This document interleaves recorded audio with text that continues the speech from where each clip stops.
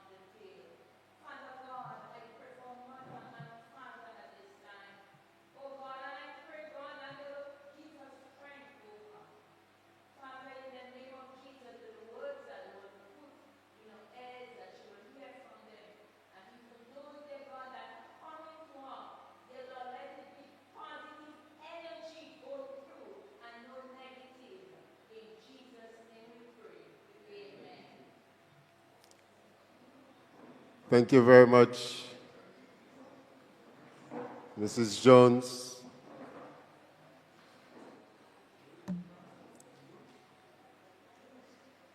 As we see, we are now joined by our parliamentary representative,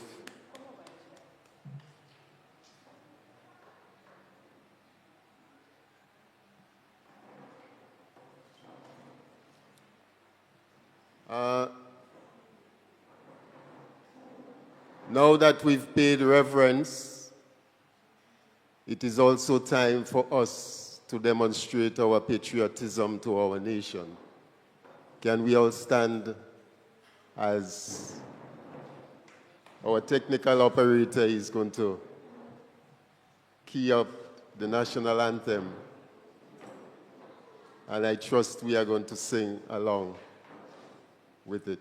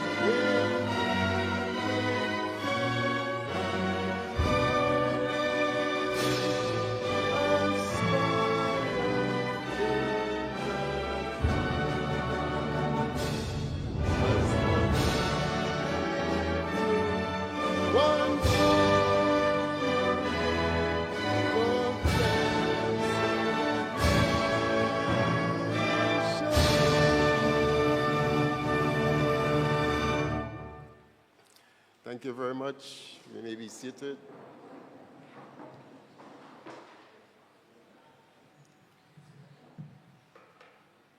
Now, the pleasure is mine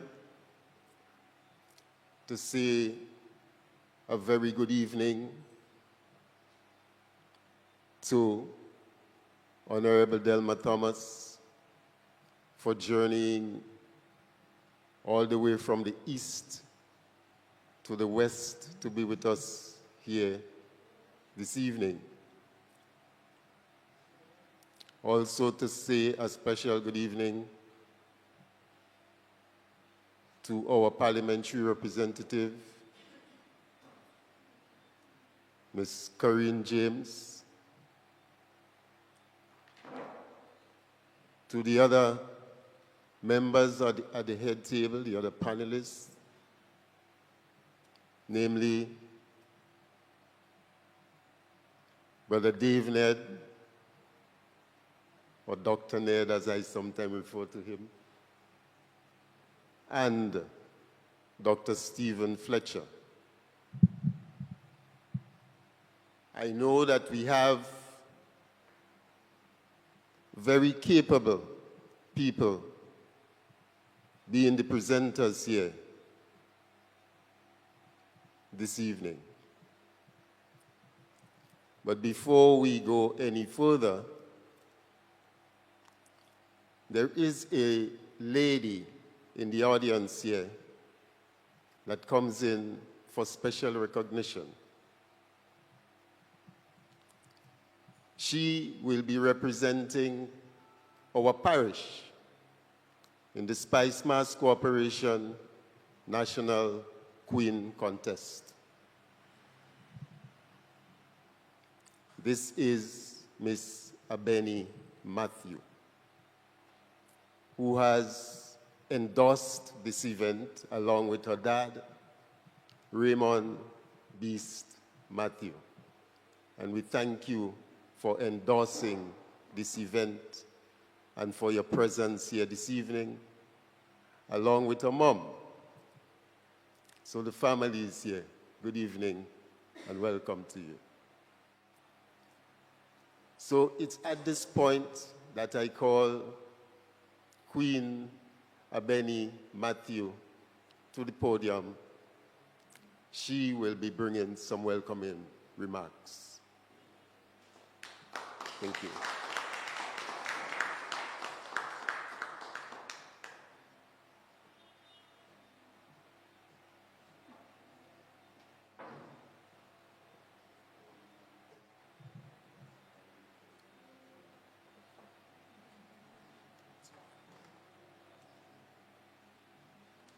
Good night, everyone.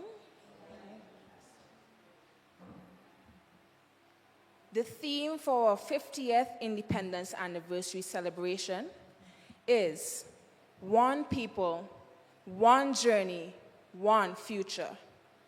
It therefore means that we, the people of St. John, are one community with one journey, aspiring to a common and united future. It is also instructive of the need for a collective approach to addressing the various challenges that impact our communities. This is why whenever I make a public appearance in the run-up to our National Queen Contest, and when I take the stage on the night of the event, I will be representing the entire St. John community. The Energy of Gouyav is the title of a book written and produced by Coach Fitzgerald Naka Joseph, which informs and instructs us not only about Gouyav icons, but St. John in general. Personalities from outside of our parish also receive significant mention because of their St. John origin or their association with some of our signature events in throughout the years. The longevity and success of the Sparklers basketball team, with its dominance of that arena for over 30 years, is indicative of the potential of our youth to adapt to the appropriate mindset and commitment that are required for success once there are individuals like Coach Naka to guide the process. Our 97-year-old St. John's Sports Football Club is testimony to the fact that we possess the capacity to sustain the kind of institutions that are required for worthwhile community development. We can do the same in every other discipline. And with regards to the overall development of the various communities throughout our parish, St. John. This evening's session provides a wonderful opportunity for us to lay the foundation for the building of a collective that is reflective of our mantra, one community on one journey with one common agenda and future. I am your Spice Mass Corporation Queen Contestant Representative and servant of St. John, Abini Matthew. And in closing, I invite you to be a part of a movement that can truly transform our vibrant parish into an even more incredible place. In a world that we sometimes feel chaotic, let's spread the magic of kindness and create a ripple effect of positivity throughout our community. Imagine the impact we can make by simply being a little kinder to one another. Small acts of kindness have the power to brighten someone's day, uplift spirits, and foster a sense of unity. Together, we can make a difference. Whether it's lending a helping hand, offering a smile to a stranger, or even just listening with empathy. Every act of kindness matters. Let's inspire and encourage others to join us on this beautiful journey of compassion. Ladies and gentlemen, I thank you.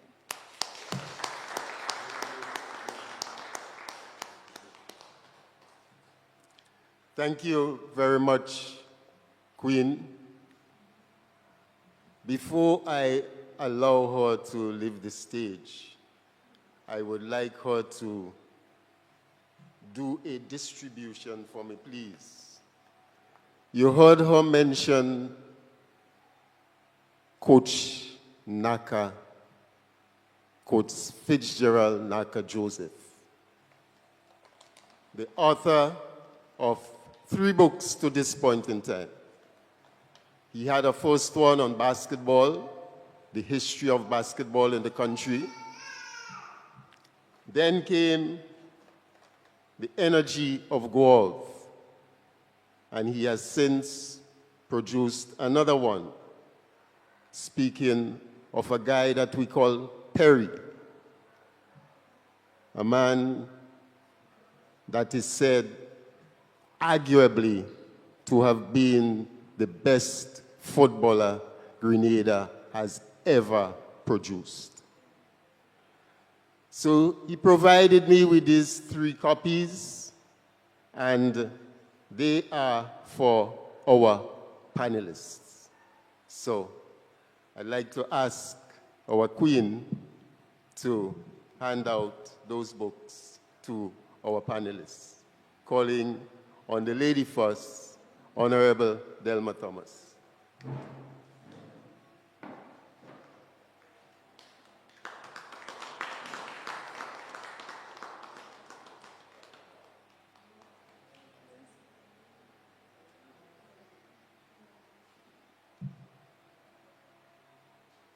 Good evening.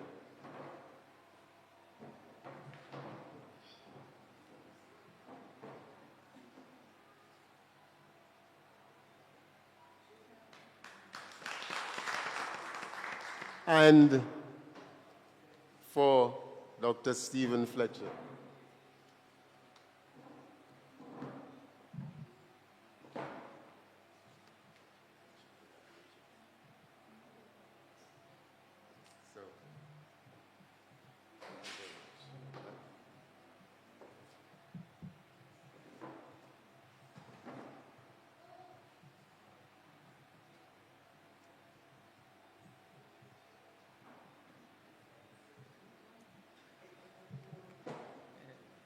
So,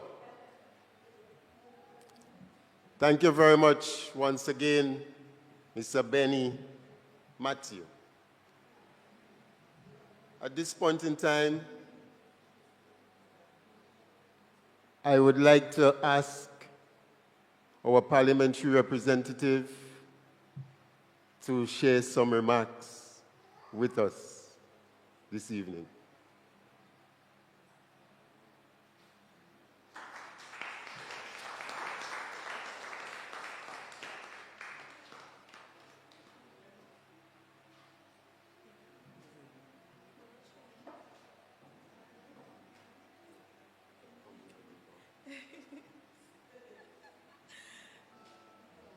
The exact words of my Uncle Ray, you can't come here and do talks.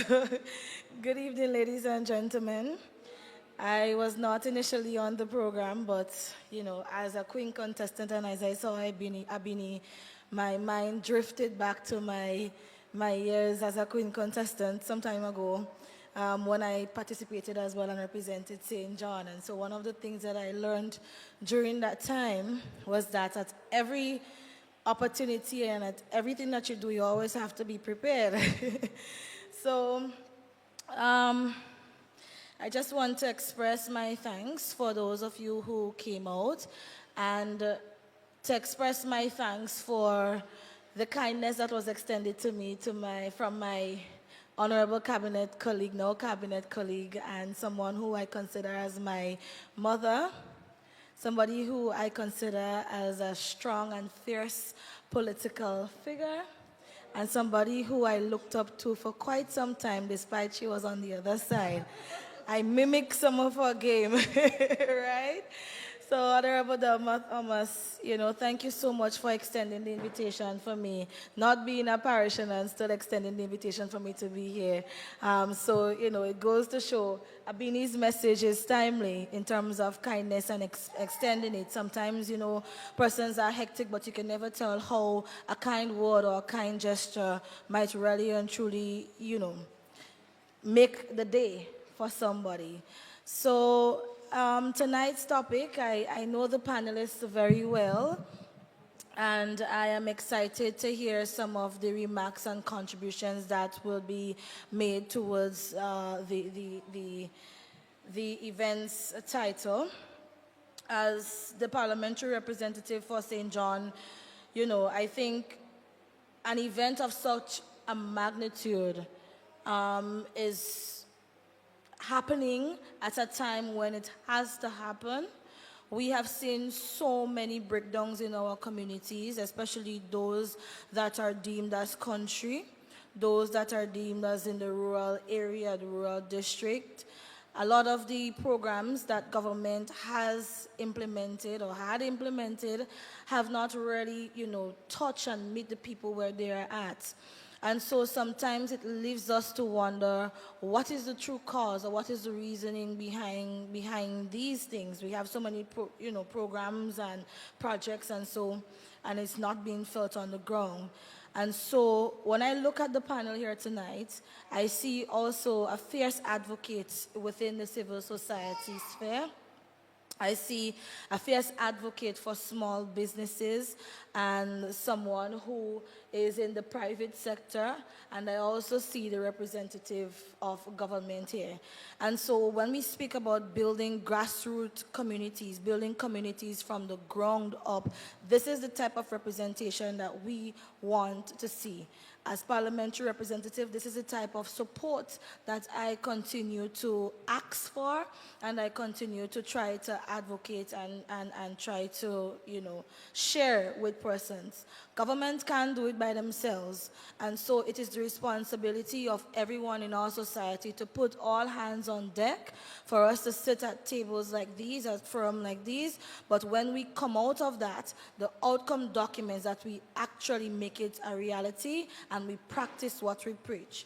So I'm not going to be long. I'm going to tell my uncle thank you so much for extending the time to give brief greetings. You know, those of you who are present, I know that this panel would be filled with quite a lot of substance. Don't keep it for yourself. Share it with those who have been absent.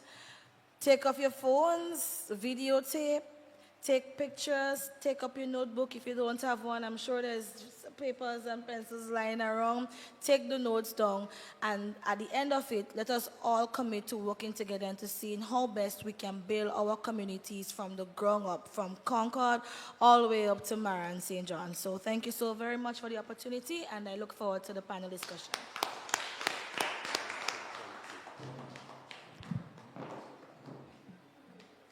Thank you very much, Honorable Member for Parliament Kieran James, our parliamentary representative for St. John.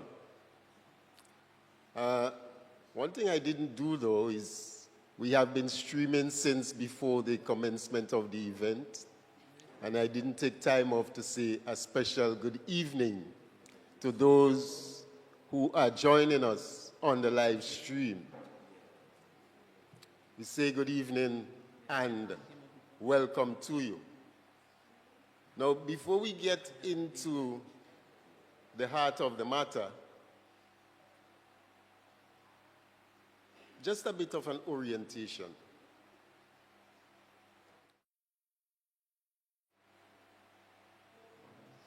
When this event was conceived, it was conceived with the intention to bring about 4 things. One was to get the people of St. John to come out to this event. As it stands now, we have not done a very good job of getting the people of St. John to come out. But we do welcome and appreciate those of you who have taken time off your busy schedule to be here with us this evening. And I do anticipate that there are probably more people on the live stream than we have presently with us this evening. The other thing that we want to, that was earmarked for this event in terms of its outcome is that we have 3 able-bodied presenters here this evening. And I expect that after they have done the good job that I know that they're going to do, I expect our audience to participate in a very lively, uplifting, respectful, sensible conversation that is going to help us to begin to see what are some of the prospects that are out there for us as we try to build St. John. So we are going to document that. The other thing is, and those online, St. John's people, will be called upon to volunteer, to participate in a working group that is going to sit with all of the indicators coming from the presentations and from the conversations, and are going to begin to put a plan of action in place as to some of the prospects that have been ventilated here this evening, and some of the approaches that we will need to take. What kind of institutional framework will be required? Because you cannot be serious about reviving the rural economy without ensuring that you put the appropriate institutional framework in place. Speaking of the rural economy, our country cannot grow, and our Prime Minister has said it time and again, that we need to become productive. And if we do not get to that level of productivity if we do not begin producing, then our country cannot grow. And it is within the rural communities that you find that we have very serious potential for growth. And you will be hearing about some of those assets that are available in our communities, because we behave as if we do not have anything of consequence. But we have some very great assets within our community that can be developed in a meaningful way. So, 4 things. Get the people out. You are here. 2, we are going to do a summary of the event, all of the information. 3, people will be called upon to be part of that working committee. And 4, a schedule of events as to how we are going to be forthcoming. So, at this point in time, I am not going to burden you any further, because I do want to get into the heart of the matter. We've already had a late start. And at this point in time, the pleasure is mine to call to the podium for the first presentation Honorable Delma Thomas to speak on the assets of our rural communities and its potential for development. Mrs. Thomas.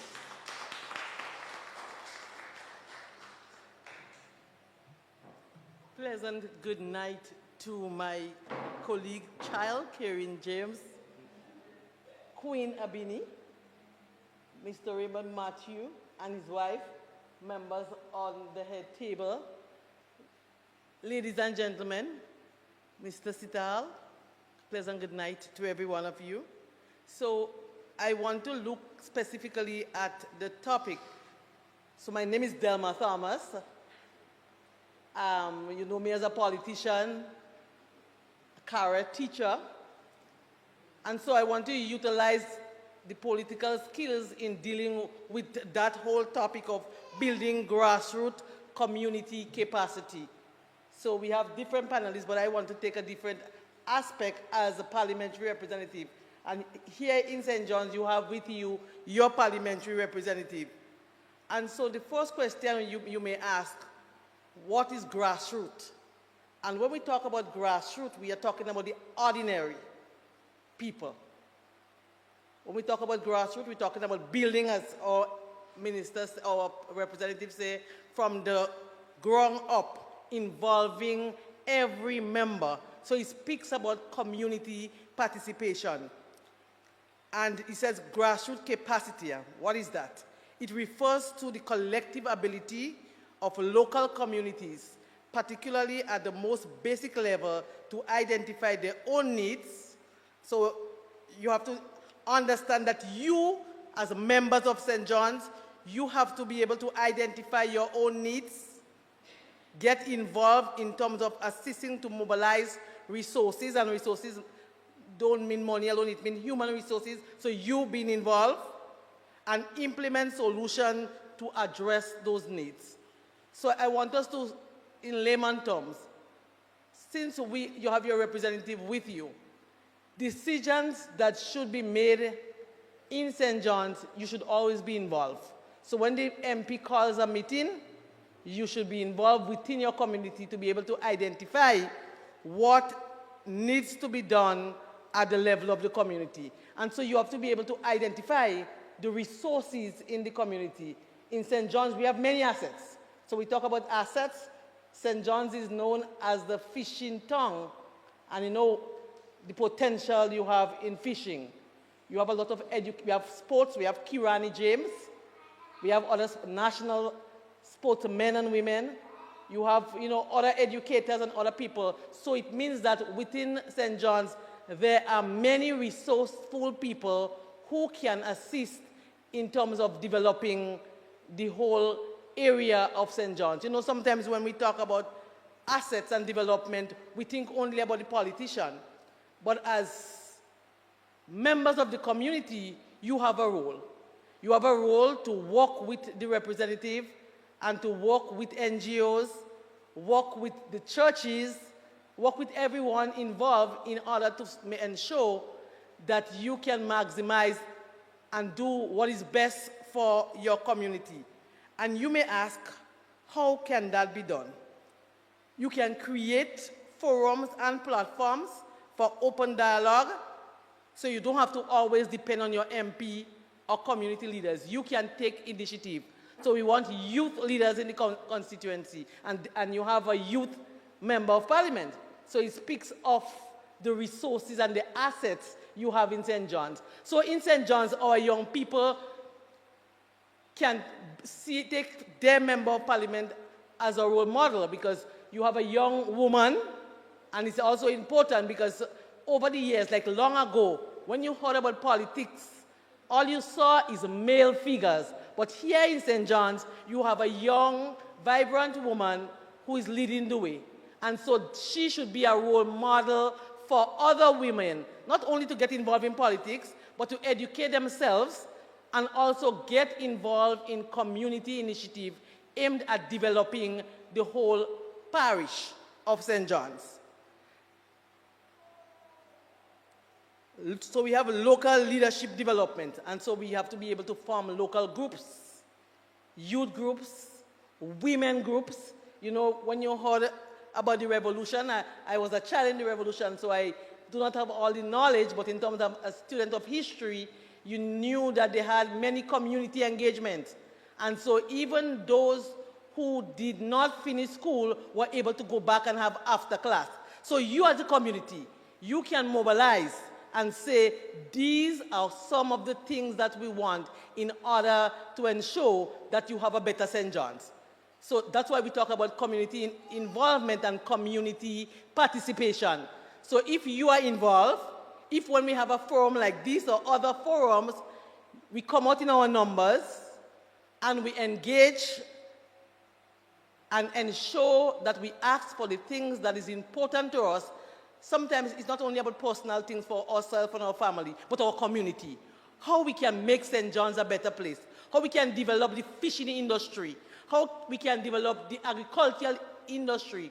What youth programs can we put together in St. John's? What kind of training we can have as it relates to the resources that you have here? You know all the different resources you have. So what kind of training program that is vital for St. John's only? Because sometimes the training program that St. John's need, St. Andrews do not need that.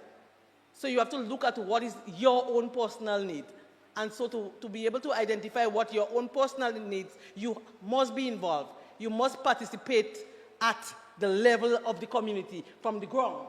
So when there's those community initiatives, you should be part and parcel identifying what is good for you, what you need.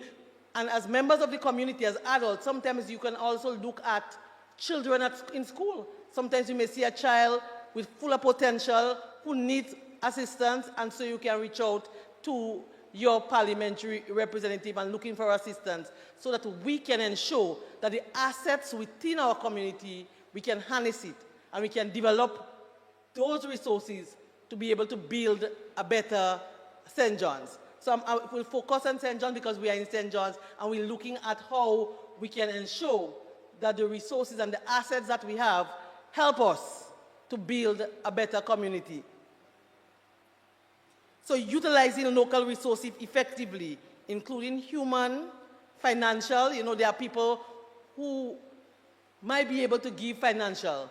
Government will play the part, but there are people within the community who may be able to say, well, I can give this financial assistance towards training, towards development of the community, and then we talk about our natural resources. And you as members of the community, you know all the natural resources you have in St. John's.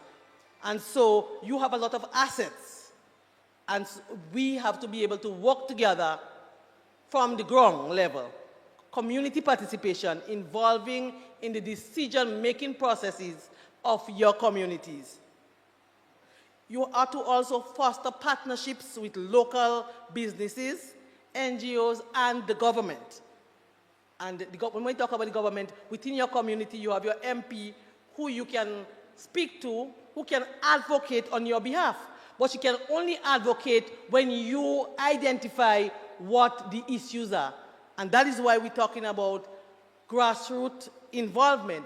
So when your MP comes to cabinet, she will be able to say, I met with the people of, I'm looking at a for a village in St. John's. They say, Marigot is St. John's? Yes. And they need the road, there are children who need particular assistance. But she can only do that when you, as members of the community, assist her in identifying those needs. You know, sometimes we say like everything is the politician, and we expect them to move mountains. They can't move mountains without us. The truth is, they depend on us. I'm a politician too, but you know, we depend on you to assist us. We depend on you to identify your needs. We depend on you to identify how can we build on what we already have. And so I call on everyone present here, so maybe after tonight, that you can get actively engaged in community activities that is aimed at developing your entire parish of St. John's.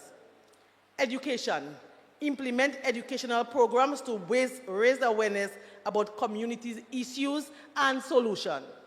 So yes, we have many assets, but you must be able to say and be able to ask how best can we provide that educational programs to raise awareness about the community issues and solutions. And so that's the role of community members. That's the role of the grassroots member. So you have an important part to play as members of the community in ensuring that you have what you need at the different villages within your constituency. Encouraging the formation of community groups and organizations that can work collaboratively. So we have different groups. You know, in recent years, there's a divide against political line. And so when NNP in government, everything's so wrong.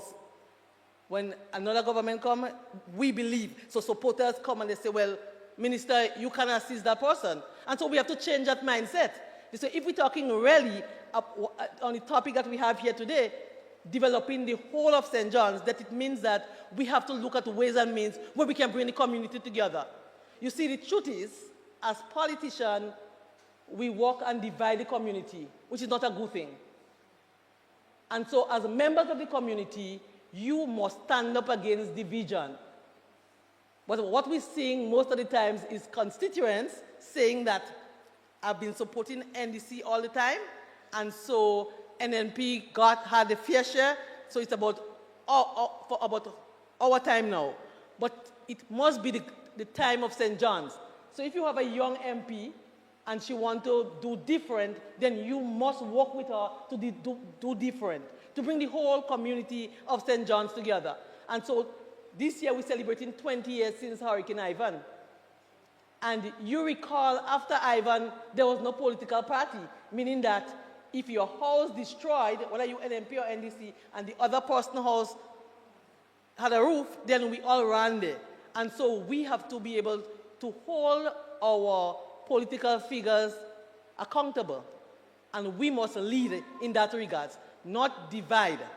Because what we've seen in recent years, the supporters are the ones who normally will come to you. I mean, when I was in NMP, they would come and say, well, Minister, you have to be crazy to be helping these people.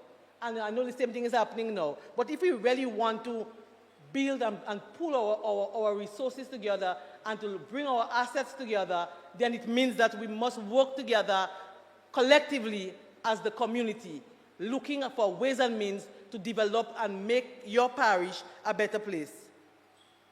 Promote sustainable development practices that ensure long-term benefits for the community. So whatever you're going to promote, make sure it have long-term effect. You know, sometimes we want thing and we want it now, and the effect is short-term. So we get it now, but by next year, we no longer have that project because it was a short-term project. So we must look at major development in your parish that can aid in providing employment opportunities, create opportunities for young people, create an avenue for our elderly citizens, create avenue for people who are mentally challenged. And you would appreciate that while we're speaking on a specific topic here this afternoon, as the Minister of Mental Health and Wellness, I will want to bring in that aspect in the whole issue of dealing with our assets. Because people who are mentally challenged, that doesn't mean that they do not have skills or abilities. But we, as community members, we can work with them, work together with their families, ensuring that we provide support, because one of the issues we have in Grenada is stigma and discrimination. And so everywhere I go, somebody will come to me to say that my brother, my sister, my uncle, my nephew, has some challenge, but sometimes they even fear to go forward, looking for assistance, looking for support, because of the stigma and discrimination it has on family members. So if we're talking grassroots and building capacity, then we have to look at the whole. We have to look at the whole human being, those with mental challenges, those who are normal, those who have other challenges, working together as members of the community to deal with those particular issues. We also need to identify and nurture potential leaders within the community. And I must say in St. John's, you did well with that objective. Your parliamentary representative, we have a young Abini here. I know she is not originally, but her father is from St. John's. She originally? Okay, yes. So we have a brilliant upcoming lawyer in Abini. We also have other Kirani James, and I mean, you will know the list will go on and on and on. But we must identify new leaders, new young people within our community who can be leaders. And so we have to nurture them, provide training, mentorship programs to develop leadership skills, and ensure sustainable community initiatives. Utilize local resources effectively, including human, foster partnerships. I think I said this already. Yeah. Encourage the formation, build strong trust and mutual support among community members. Sustainable practices. Promote sustainable development practices that ensure long-term benefits. No, so I think I'm going back in something that I said already. Establish a mechanism for ongoing monitoring and evaluation of community projects. So yes, we have projects within the community. You must establish mechanism to monitor and ensure that those projects are going as planned. And so the role and responsibility is for you, members of the community, to be involved in those initiatives. Equip community members with the skills to advocate for their needs and their rights. So as members of the community, you must know what your rights are, but you also must know what your responsibilities are. Yes, you have rights, but you also have responsibility. So while you can say certain things, there's certain things you cannot do. So you must be responsible in whatever decision or whatever things you do as it relates to being part of the group or being part of your community. Develop programs that enhance the community's ability to respond and to recover from crisis. Just recently we have a drought, and we just came out from COVID, and the whole COVID situation affected our young people in the school, affected our elderly people at home and all that. So we must develop programs that enhance the community ability to respond and to recover from those crises. And so community mentors is very important. So there are elderly people we can look to be mentors within our community. There are young people within our community who we can look also to be mentors. So within the parish, there are so many assets, but we must be able to work together to bring those people together to ensure that you get your fair share of development. Celebrating successes. So for example, Kirani James win a race, the whole of St. John's should be celebrating. You have your MP just won an international award, the whole of St. John's should be celebrating. You know, very few times in Grenada you see parliamentary representative winning international award. But your MP, one of the youngest, has just recently won an award. And so you must celebrate. So it's part of the whole thing of dealing with your assets. And so there are other, so you have your queen, you have to celebrate her. You have to support her. It doesn't mean you may not support, you might say, well, that other person look good or so, but all the people of St. John should be backing Abini Matthew. This is your queen. Win or lose, she is your queen. And so I want to applaud you though, because as I look on Facebook, Abini is one of the queens that is trending. She's trending all over. In fact, just before I came here, one of my colleagues said, you know, shared her picture and said that they went back a long way. And I said, well, that's my child too, because she and my daughter went to school together, you know? So the truth is we celebrate our successes, our local successes. When our children do well in CXC, as a community, as a parish, you must celebrate them. And so once you have real cohesive community group, then you can engage your representative and the businesses in the community. Because you know, sometimes when we want to celebrate or we want to have sporting activities, we only look to government. But there are local businesses who sometimes willing to give. All they need is structured groups. And therefore, we hope that after we end here tonight, there will be structured groups. Youth group, as I said earlier, women group, and other groups within the parish so that you can work together to celebrate successes, to identify issues within your community. You see, brothers and sisters, when we champion for ourselves, so one person comes to the parliamentary representative office, we achieve small things.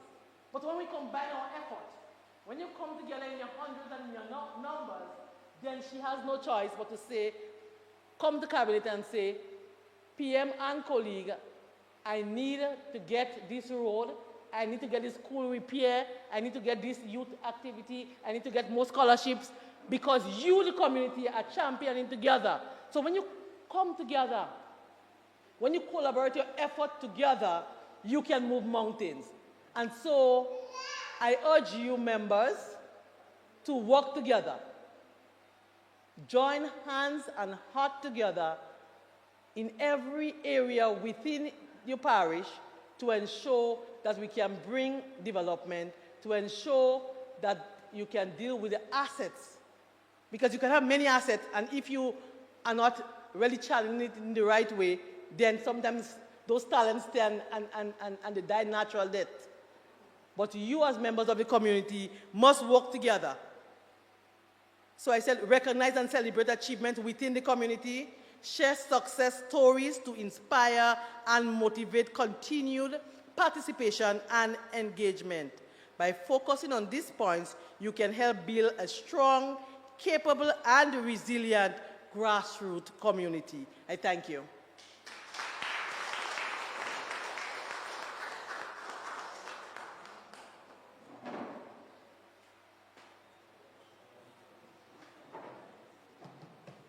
Thank you very much, Honorable Minister Delma Thomas.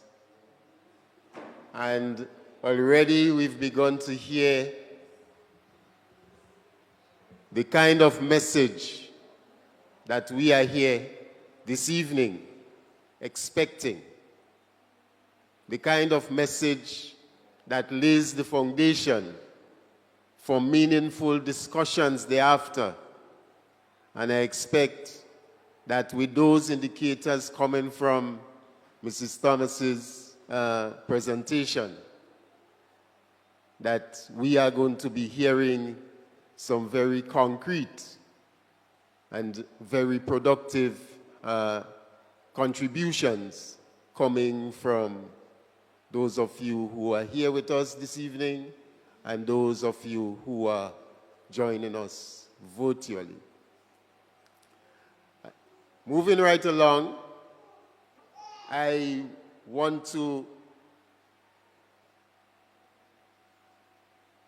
well, not I want to, I am going to introduce to you our next presenter. And he's a gentleman that some people, when I mention his name, they say, who is Dave Ned?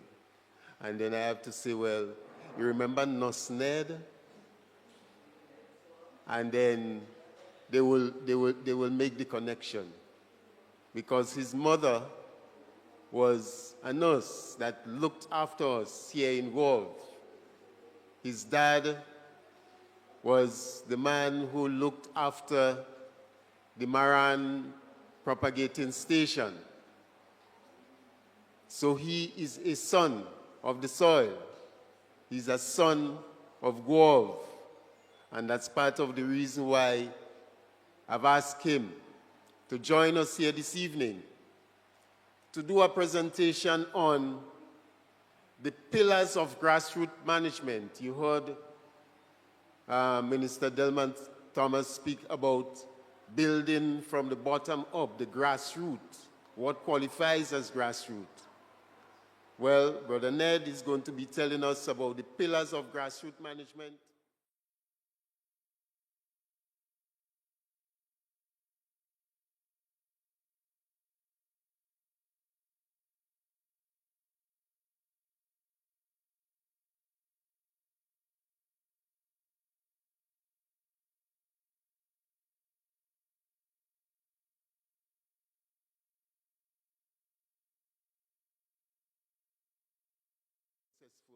Entrepreneur. Brother Dave Ned is going to be enlightening us on this. Brother Dave, the podium is yours.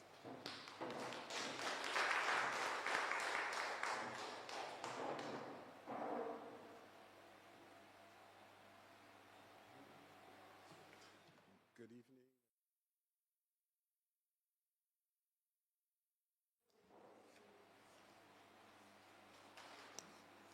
I just want to recognize the parliamentary representative. I'd say pleasant good afternoon. I see our queen has exited for a while, but I want to convey sentiments and I want to congratulate her. And she looks as though she's going to represent St. John's perfectly. And you know, you seem confident that she's going to have good results. Ladies and gentlemen, I want to thank you this afternoon for allowing me the opportunity to return to my hometown.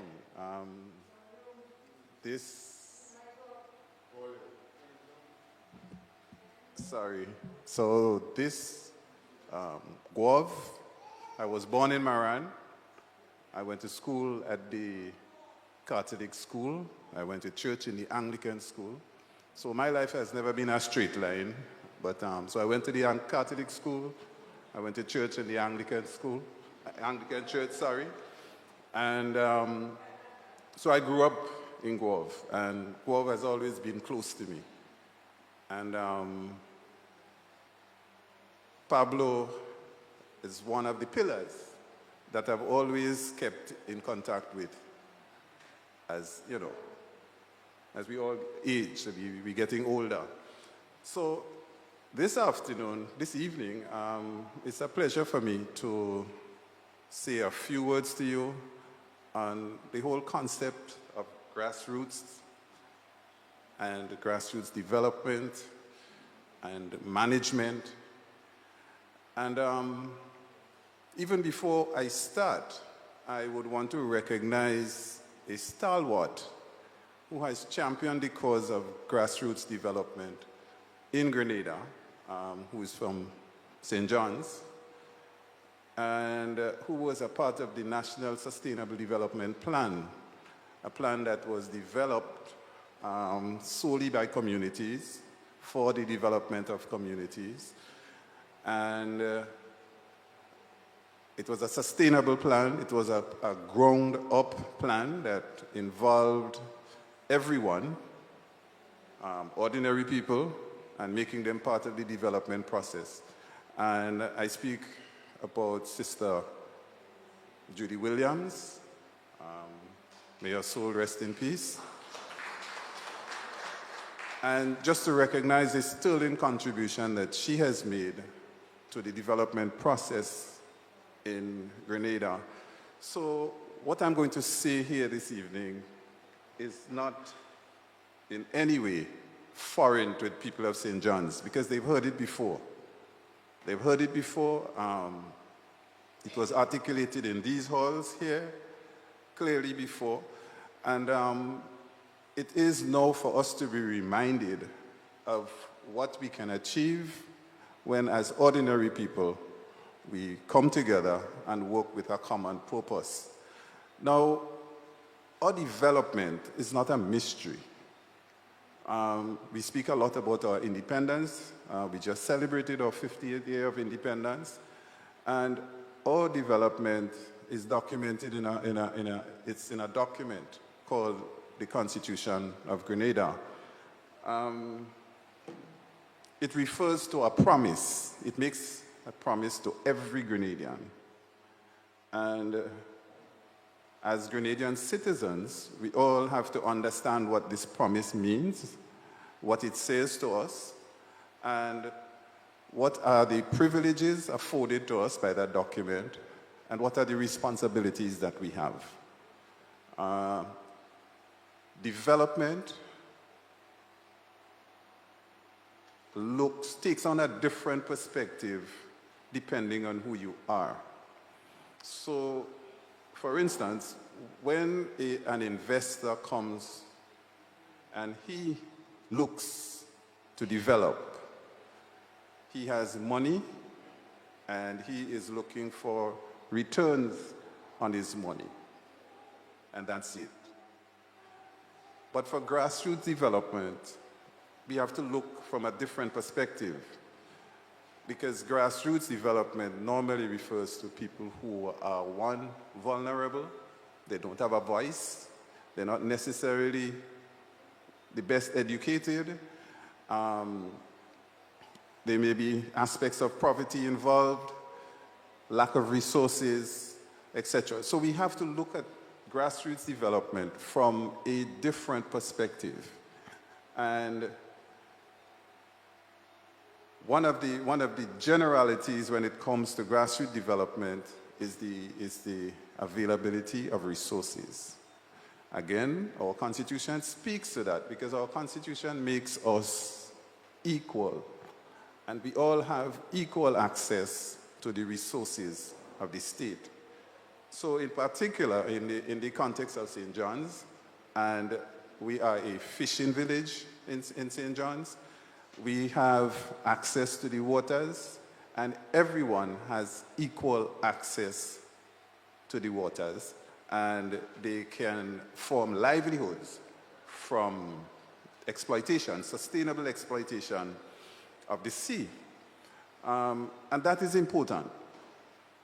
That is very important, simply because in most cases, while we've spoken about assets before, and assets can be valued, assets can be quantified, they can be mortgaged, when you have resources like the sea, there's no value. You can't mortgage it. So it's important for communities who have those resources, one, to understand the value to the community of those resources, and then to take steps to protect those resources so that the resources remain with the community, not just for this generation, for the next generation and the generation after. So Our duty now is to exploit, to allow those resources to feed us.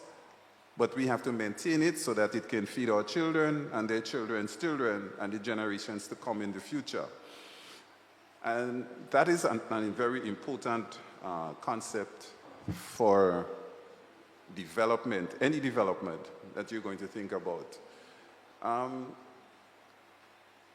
Some of the best solutions in the development process come from members of the community.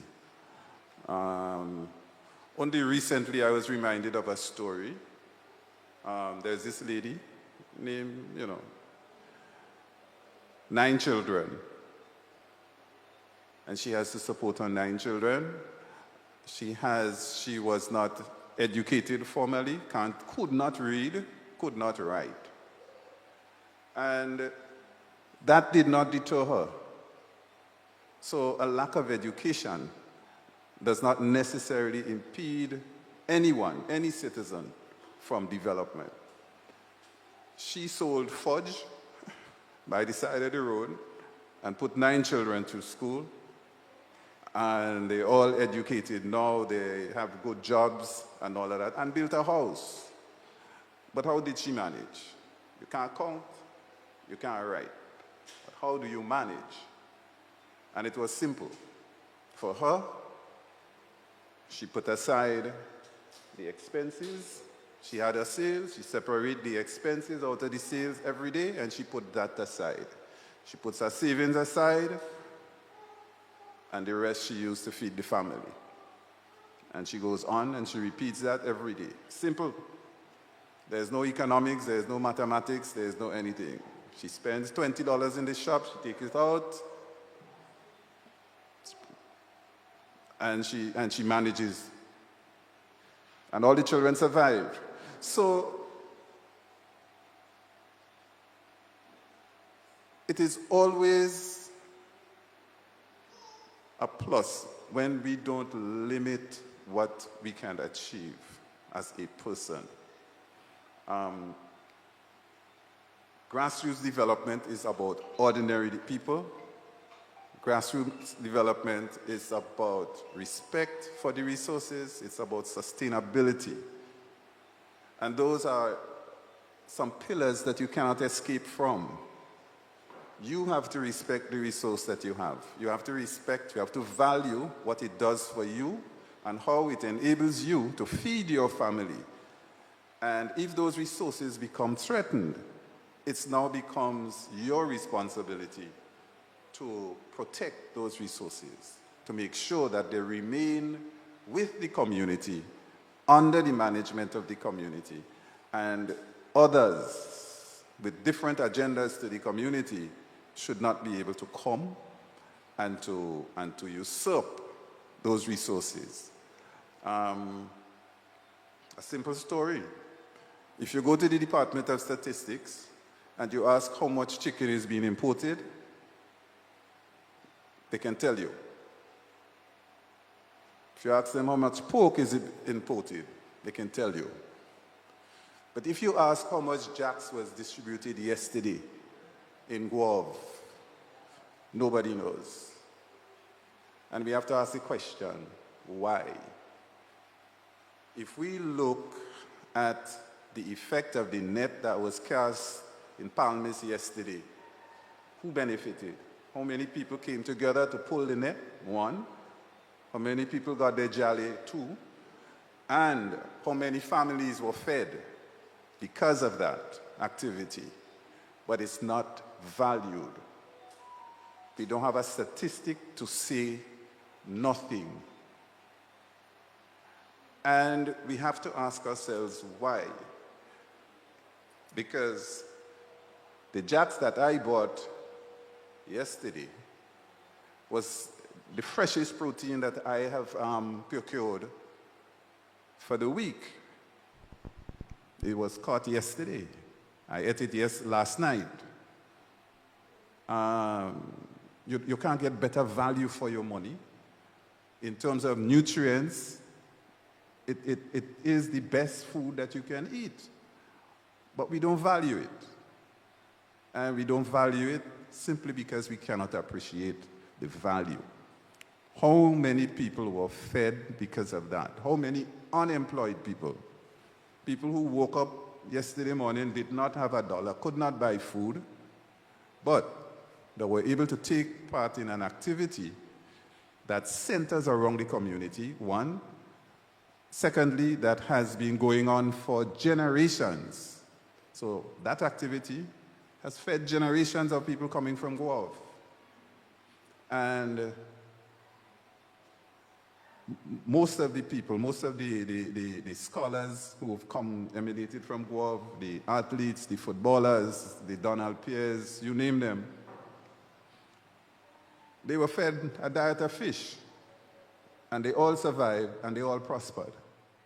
But this singular activity, we have to ask ourselves, how much do we appreciate it? Do we think about it? When the morning comes up, do we think about the effect? And God forbid, if tomorrow morning that activity stopped, what is the effect? And how is it going to,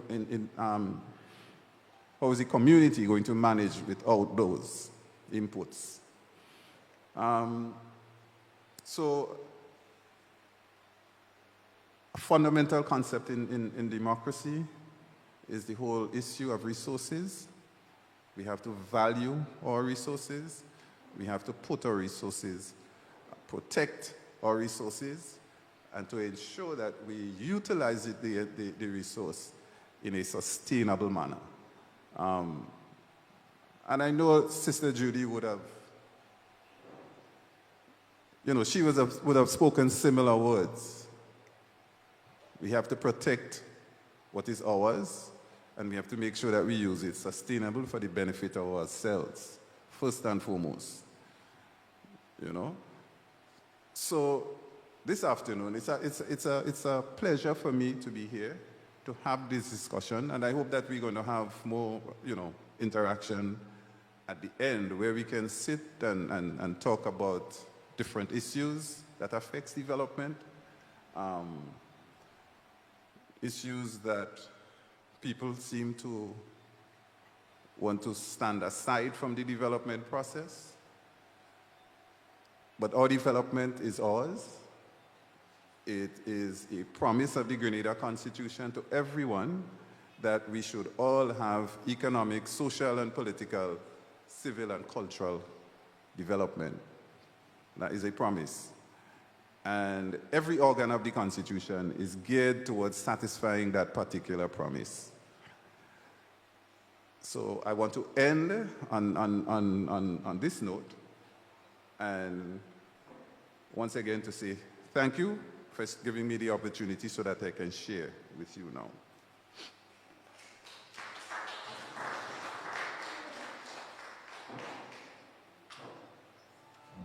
Thank you very much, Brother Dave. Moving right along, we get to our next panelist, our next presenter, in the person of Dr. Stephen Fletcher. And he's going to be presenting on climate smart agriculture. He's going to be presenting on information technology and the creative industry. Dr. Fletcher.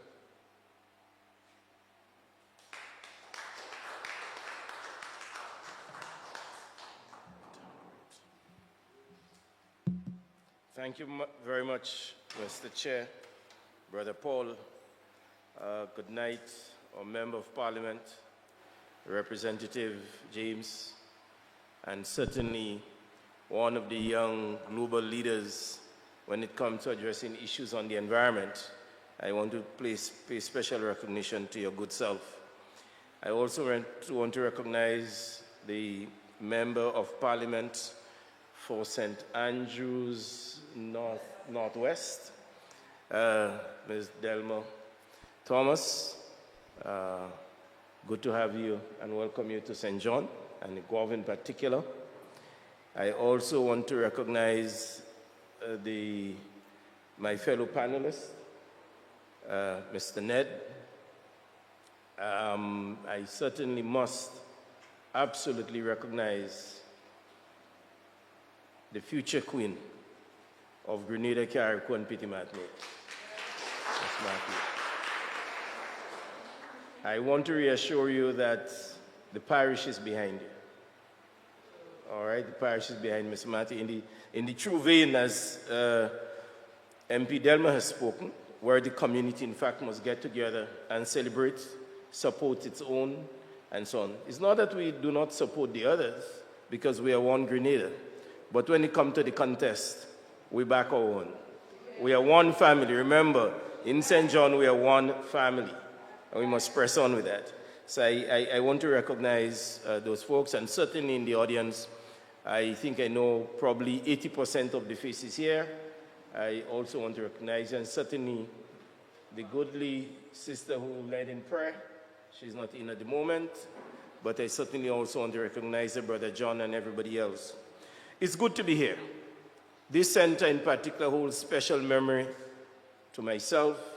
As you know, I am a son of St. John from the best village of Concord and the best parish of St. John. So I am certainly grounded. My first secondary school was just up the hill from here. That's where I met, well, Brother Matthew the Beast, right? St. John's Christian Secondary School, and I see some other colleagues of mine here. So certainly, Gouyave and St. John is where I'm grounded. I am particularly pleased I've been asked to participate in this panel that really focuses on community development and in Gouyave, because I think Brother Pablo will recall that my training as a youth organizer, as a student organizer, started in this parish, in the institutions of St. John's Christian Secondary School, where I rose to the rank of president of the Students' Council and used that as a platform to help organize students' councils throughout the length and breadth of Grenada. And certainly, Palmas, which was called at the time Pope Paul Center. That was the breeding ground for organizers, youth organizers, student organizers, and community organizers in this parish and throughout Grenada. So I'm happy to be here and to be able to share some thoughts with you.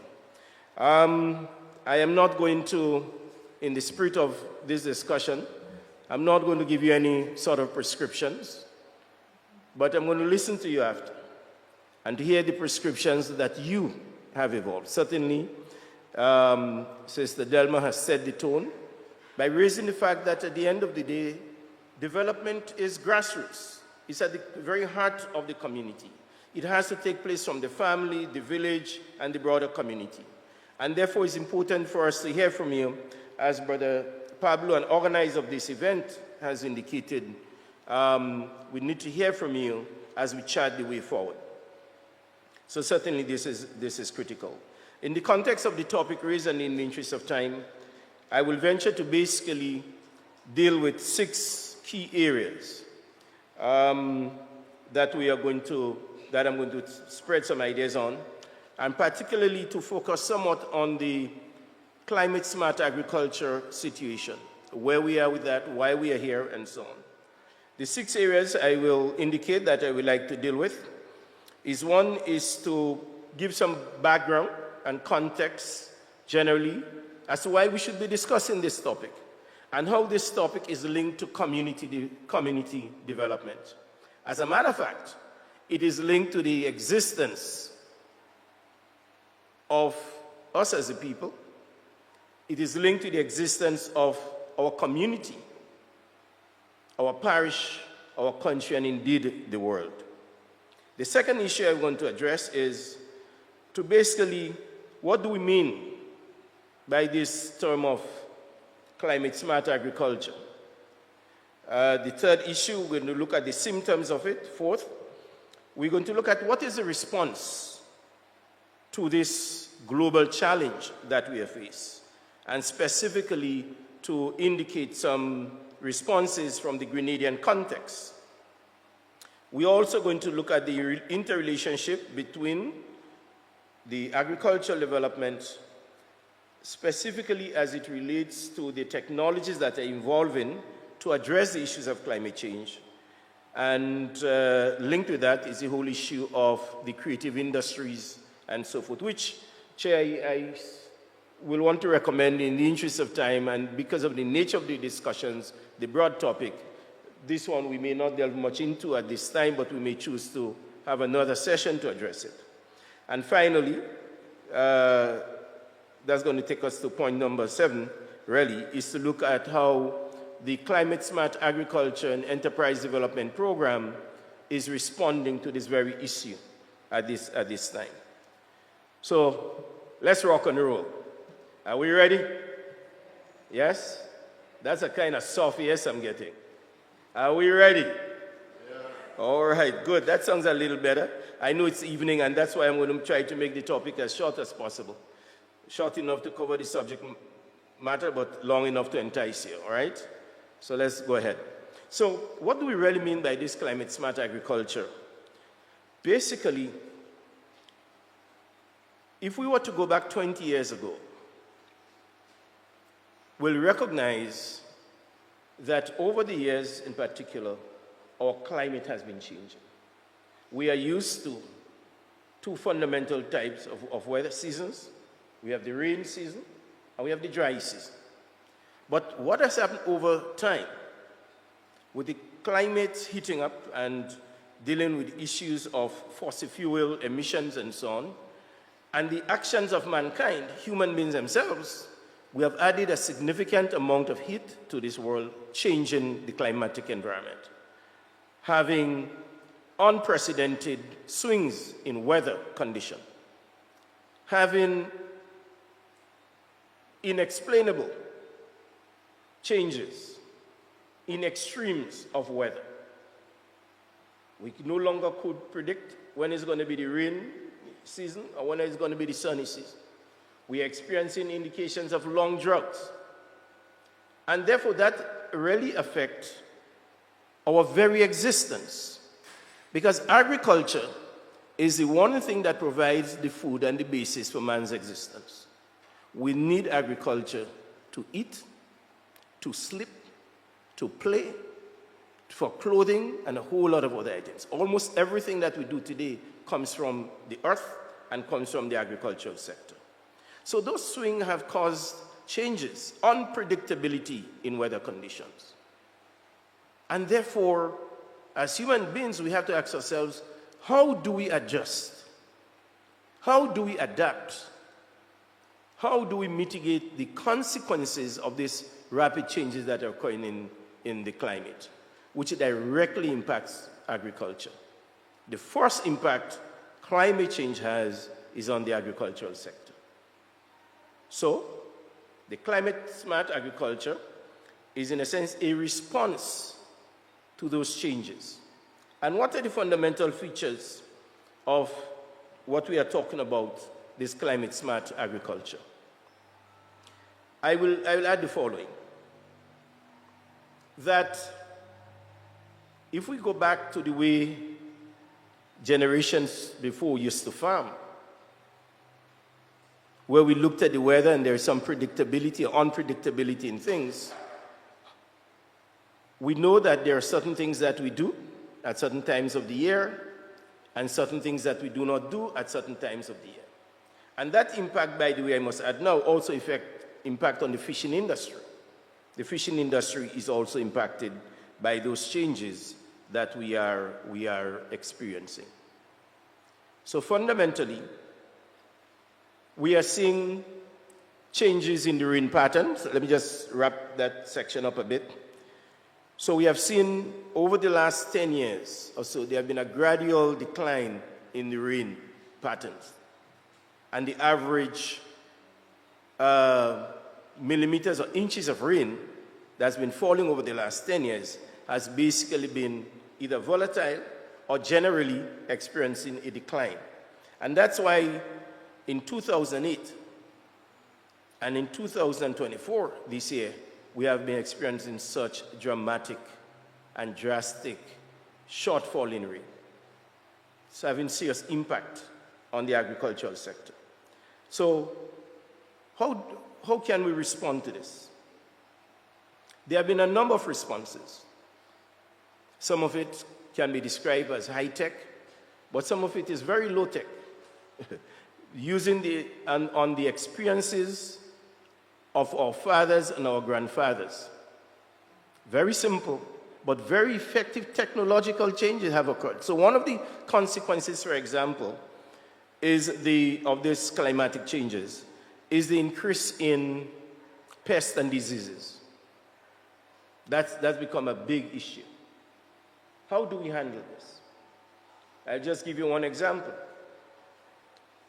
In the 1980s, must have been between 1980 and 1981, the year that the People's Revolutionary Government declared, I think, the year of agriculture and agro-processing, the cocoa beetle was a main problem. And in fact, it's affecting cocoa as crazy. And it took a gentleman from St. David's, can't remember his name now, that developed a trap that was used to catch this beetle, the beetle trap. I think Brother John might remember that and may even know the name of the gentleman that had developed that trap. And he was in fact emulated by the People's Revolutionary Government and awarded some prize or so for developing that. It is as simple as that. The other thing that can be done and has been done generally is to get involved in crop rotation. That is a very simple but effective technological way of really managing this drought and excessive rain condition. When we think of technology, we tend to think of electronics, digital stuff. But technology starts from thinking and practices, not necessarily digital and wires and cameras. That's at the other level, which I'm going to mention to in a while. But that's a basic issue that we deal with. The other issue that can be dealt with is the varieties of crops that you plant. So, for example, right here in St. John in Clogier, some weeks ago, probably 2 months ago, time ran very fast, the Climate Smart Agriculture and Enterprise Program distributed to the farmers up there some drought-resistant dasheen plants that were brought in from St. Vincent and were distributed to farmers in the Clogier area. Quite a number of farmers received this. And this is all part of the response that we have and the way that we are adapting to changes in the weather condition. Additionally, issues at the higher technological level, we have many things now that are evolving, from robotics that are involved in agriculture, in harvesting fruits and vegetables, to planting and so on. This is all part of what's been happening. But this is at the upper end and at the upper scale of things. In the case of fishing, for example, we have instances where because of the warming of the weather, the warming of the seas rather, that many a times fishes are dying. We've seen, fishes, literally just dying off. You've seen them on the beach, having run on the beaches or out at sea. And that too is a problem. It's not a significant problem in Grenada right now, but it is a growing cause for concern regionally and internationally. In the Grenadian context, and I'm not sure that the research has been done on this matter, of how do we manage what has been the cause for the reduce in jacks and jacks catches. There are multiple things that are happening. And these are some things that we have to begin to look at. I know there is an initiative, I think it's called Reef to Ridge project. Ridge to Reef, right. The ridge and the mountain, and the reef is at the sea, right? So that project is on. That will really look at this whole issue of how the gray water, right, from the land getting into the sea, the garbage that we throw about recklessly and so on, how that is affecting the catch at sea. So those things are in fact happening. The other thing that we have to also look at, and has been considered at the other levels, very simple things in the Grenadian context. We need not go to extreme high levels of technology. Simple issue. You know, we have been using sprinklers in the dry season to wet our plants. Everybody generally have been issuing and installing sprinklers. But it has been proven there is another, probably cheaper, more effective way that deals with the issue of reducing the waste of water, which is drip irrigation. Very simple. It takes the water right to the plant at the point at which the plant is there. So in that respect again, SIAP has been involved in the distribution, not the distribution, the provision of grant funding to farmers that are engaged in that type of activity. We have been promoting drip irrigation as a mitigating measure, as an adaptive measure, right, to the agricultural sector. So these are some of the things that's been happening, and we'll discuss some of these issues much more in the exchange that's going to follow. I want to go to the fifth point to talk about the interrelationship a little bit more of the agricultural sector and community development. Needless to say, folks, that in these parts that we talk about, in rural Grenada, in matter of fact, I'm not sure which part is rural Grenada and which is urban, because we fundamentally are the same all around, and I don't think we have yet developed any classification of what is rural from what is urban. But for operational purposes and for discussion purposes, we normally say, well, Tongue is urban. So we can probably say the stadium down to the airport, including Lanzapina and that lot, might be considered urban, and the rest is rural. So what are the interrelationships between this agricultural sector, the technologies that play out there, and community development? I started by making the point of the importance of the agricultural sector to our very existence. The importance of the land as a key stakeholder in human existence.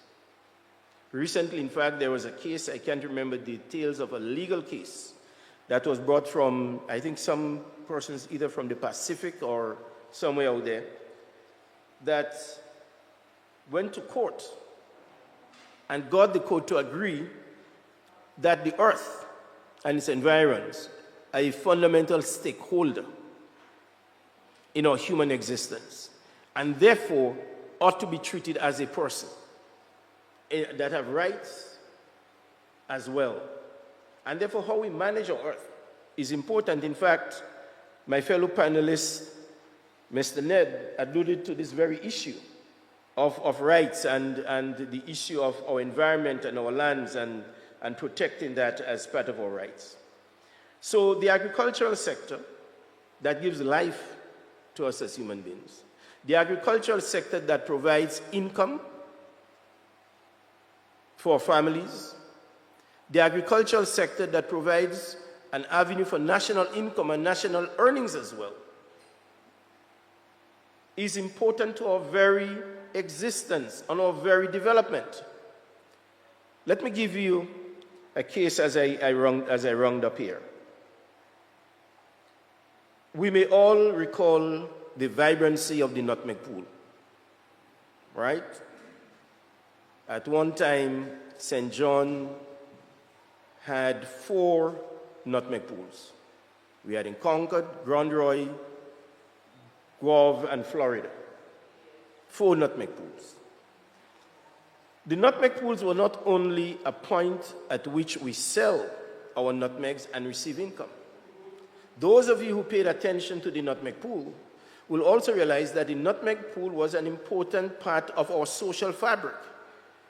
When the farmers met there, they can spend hours involving in exchange and discussions, whether it's about church, family, community, politics.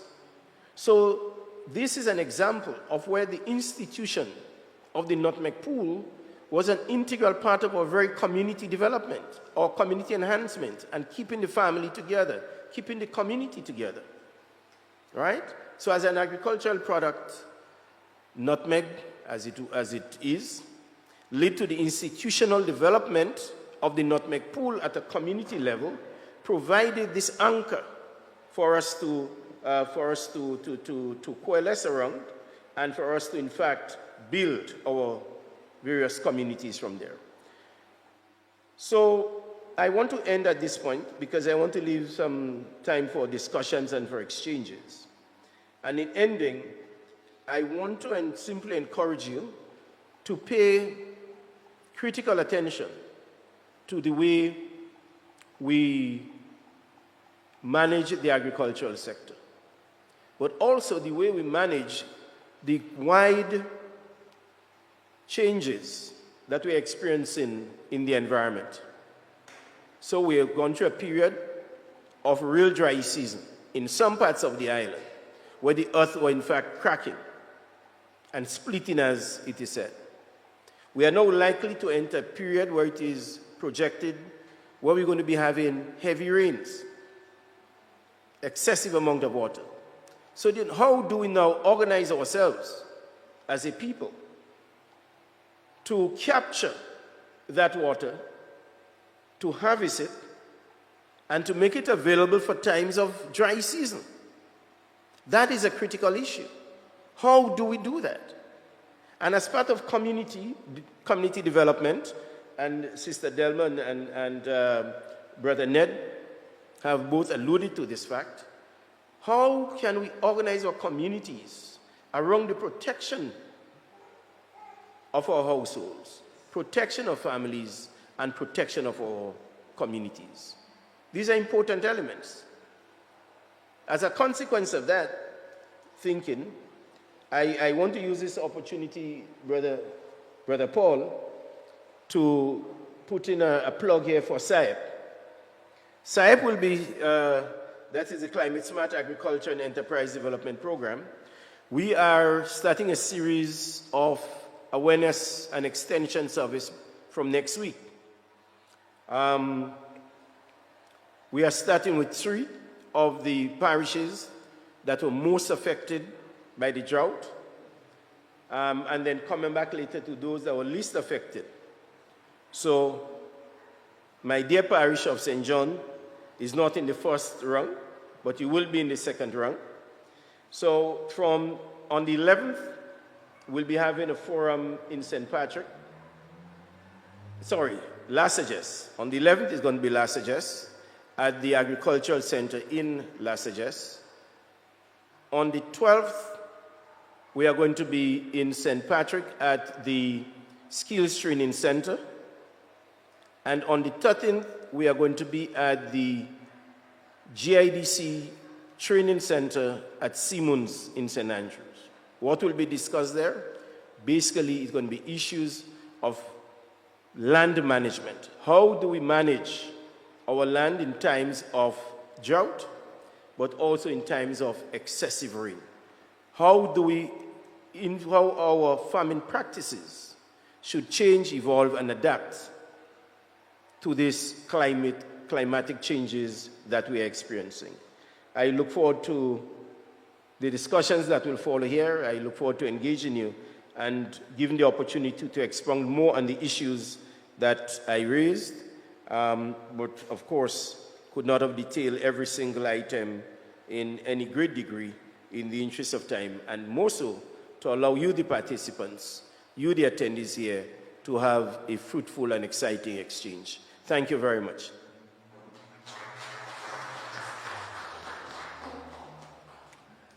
Thank you very much, Dr. Fletcher. And we are not going to be wasting any time. We are going to get directly into the discussion. I trust that those of you here, some of you would have come with ideas that you would want to share with us.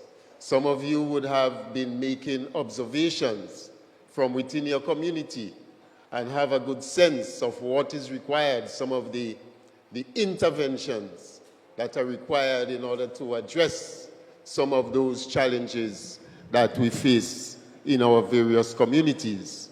So, as the saying goes, without any further ado, I now open up the microphone as I once again say thank you to our panelists and ask you to one more time to put your hands together and give a round of applause for our 3 panelists.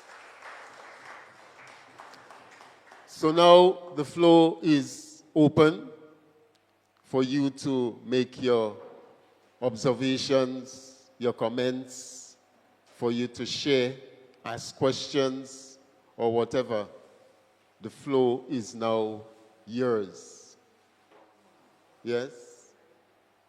Sister, yes, the microphone. Yes, so you will see that there is a mic in the corridor. The mic in the corridor is for those persons who want to participate in this exchange here. Okay? So.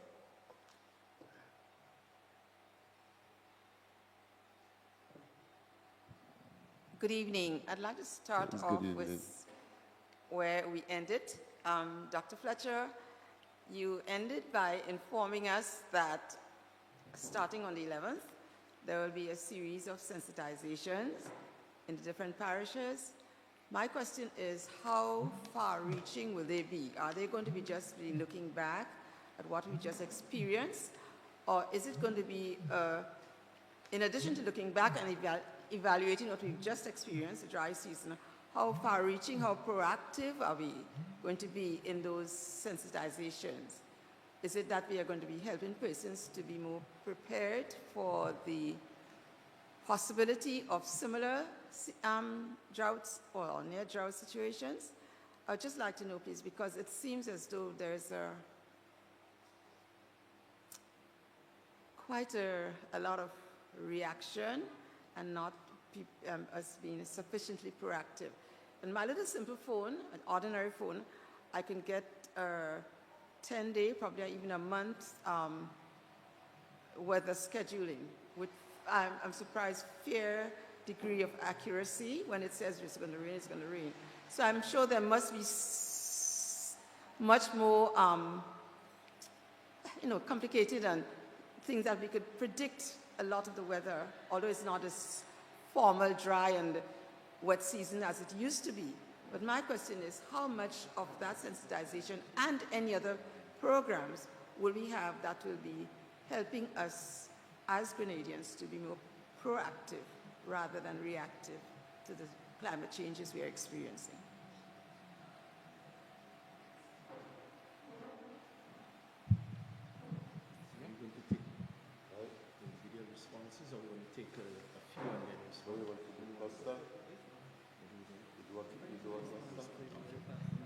All right. Okay, great. Thank you very much. Great question. So the question, 2 parts. How far-reaching will the sessions be? And secondly, the increasing ability, capacity to be more predictable with the weather. Fantastic question, right up our street in terms of Sahel. The sessions will not be a knee-jerk reaction to the current situation.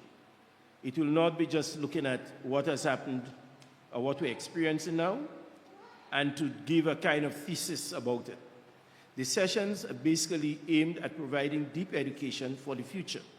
How do we manage future events? So there will be at 2 extremes. On the one, how do we manage our land during times of dry weather? But also, as you know, we are on the crust of the rainy season, which is expected to be a significant rainy season. But also, how do we manage our land during the rainy season that is coming up, right? So issues of use of contour drainage and all the other techniques to avoid land slippage and so forth are going to be addressed. What sort of crops is best to be planted in the rainy season and so forth. So the sessions are really aimed at providing a deeper understanding of the climatic changes, but also to provide participants with some enhanced knowledge on land management during these periods. So it's not going to be a knee-jerk reaction and a discussion of the existing conditions and whether you're going to blame A, B, C, or D about the conditions that exist. In fact, I can tell you this, from an agricultural point of view, you know that agricultural water ought to be a quite different type of water than what now was sent through the pipeline. What comes through the pipeline that is treated is not the best water for farming purposes. So you need to get involved in what is called rainwater harvesting, where we harvest the water directly as it falls into a system that contains it, that stores it, and then make it available for farmers in time of need. So that's on the second issue of the ability to be more predictable. It's a very nice question. We are now in the process, meaning SAIP along with the government of Grenada, we're about to evolve from SAIP into a new program that should start late 2024, probably 2025, that is financed by the Adaptation Fund, which is part of the UN climate change mechanism. And one of the major elements of that new program will be the development and use of appropriate technology for agricultural purposes.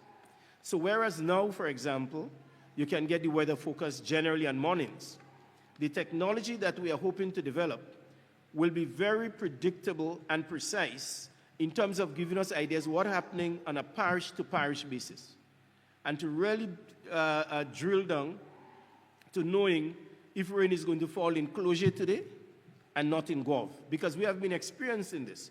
We have the data to some degree, and the technologies out there that will give you a fairly good idea with a fairly reasonable amount of accuracy where rain is going to fall. And that's what the farmers need, and that's what other persons need to know. The community needs to know where and when we're going to have rain, where and when we're going to have sun.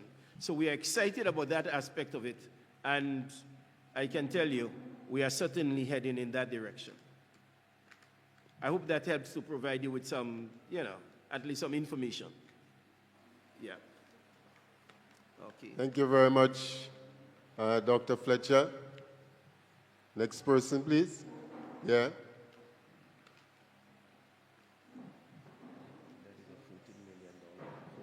Good night. Yeah, I just want to raise a couple little issues here. Maybe make a comment or two. There is a National Sustainable Development Plan. And that plan was developed some time ago. And the presenter said that it was a plan developed from the bottom up, which is very good. Now I'm wondering, what has happened to that plan? Where is it at? Was it condemned? Because I'm getting the feeling here that what we are trying to do to a point is to start reinventing the wheel. I know dynamics change as time changes, but I think this is a very interesting question. And I want to tie this on to something else. Now, I was a member of the Nutmeg Board for a number of years. Actually, I spent 12 years there. And there was a Nutmeg Development Plan. It was, all the stakeholders were involved in the development of the plan. And somewhere along the line, that plan seemed to have gotten stuck in traffic. If that plan was properly implemented, 20 years after Ivan, the country should be back to the production level before Ivan. But, we're just not there. So I'm saying this to make the point that there was a sustainable development plan, and it seems as though we're kind of walking inside of it and are not too clear as to what we are doing with that plan. Now, I want to say this. I may put a slight spin on certain things. Now, I believe that, and I said that when I was even in Parliament, in the abundance of water, only the fool goes thirsty. Only the fool goes thirsty. And I'm old enough to see so many fools being thirsty in this country. I know the program, the engagement here and the discourse here is to enlighten us and probably help some people to get out. We spoke about the grassroots. The question is, how the grassroots see themselves? This is a critical question. We might be trying to fix the grassroots, but how do the grassroots see themselves? And if they don't see themselves as having abundance of water and being thirsty, then we have a problem. You see, Mr. Chair, a number of people in this country does not see transgenerational wealth. This is a key element to our stagnation and growth as a people. Look at the East Indian man who comes from India with his child. The child is in the store with him from the time the child could walk. And we hear our local people saying, I ain't dying only no money from a train that will fit it. And why we say that? Because we didn't do what we're supposed to do in terms of educating them and helping them to grow what we leave and pass it on. You see, there are some fundamental issues that cause us to be here talking about grassroots. So the grassroots must see themselves as not wanting to be grassroots and do something to elevate themselves and move on in some kind of progression. Also, I just want to say this. Now, as a parish, there are immense potential. There are immense potential. And I think if we get it right, and getting it right means involving people who don't want to be involved. And we have too many people like that. You come to a community to have a meeting and people just don't seem to want to be involved. And these are the people who speak the most. And if we could get these people on board, I don't know if it's by miracle or by prayers, right? But if you could get them on board and bring them in, then half the work is done. And as we say, sometimes we talk to the converted, right? Rather than those we really need to have involved with us. So, Dr. Fletch, on the climate change thing, I don't make climate change into much of a big deal. I think human beings are innovative and creative. We know how to survive. One time we had the Great Ice Age. I remember doing that in Farm 3. The Great Ice Age in Europe. Ice started to melt, land started, and people adapted. I know it's speeding up a little bit now because of human involvement. But the environment will always change. We have to be ready to change and ready to adapt. Else, if we want to live by the sea when the water comes in, we know what will happen. It's going to take us over as what's happening to the cemetery in Karikou. We have to adjust to suit. Okay, thank you very much. Okay, thank you. Thank you very much. This was former Senator Matthew Joseph, former teacher, a farmer of many years. So, good night, everybody. One of the questions I want to ask Honorable Delma Thomas, you mentioned persons when your community groups coming together, coming up with, identifying problems, probably coming up with projects, taking it to a parliamentary representative. But what I want to ask, and she's going to come to cabinet so it can be approved. What I want to ask, how long would cabinet approve these programs before we can see it in the community? Because, sometimes the process protocol might be followed. We might go to her, we might identify programs such as, probably example, an adult literacy class, or, sometimes some CXC night classes or something like that. And you go to her, she probably bring it down, you hear about it in cabinet, but then the execution of this program stays so long, and then people lose interest in this program. So how long after probably she brings it in would we see these programs coming on stream? So it depends on the nature of the program or project.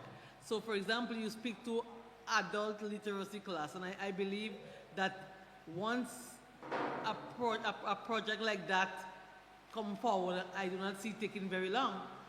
What you have to do is to formulate your project, identify where it's going to happen, who are your target groups, and show that you do have the target group, because sometimes we say we want to have an adult class, it's established, however, 10 persons start this week, next week you have 2 and 3, so we have to ensure, and that's what we talk about when we talk about grassroots and working and dealing with the people, so you should be able to identify and be sure that these are the people willing to come and then ask for an engagement with the MP, and I can tell you it would not take very long, because we have now community funds that can assist with small things like that.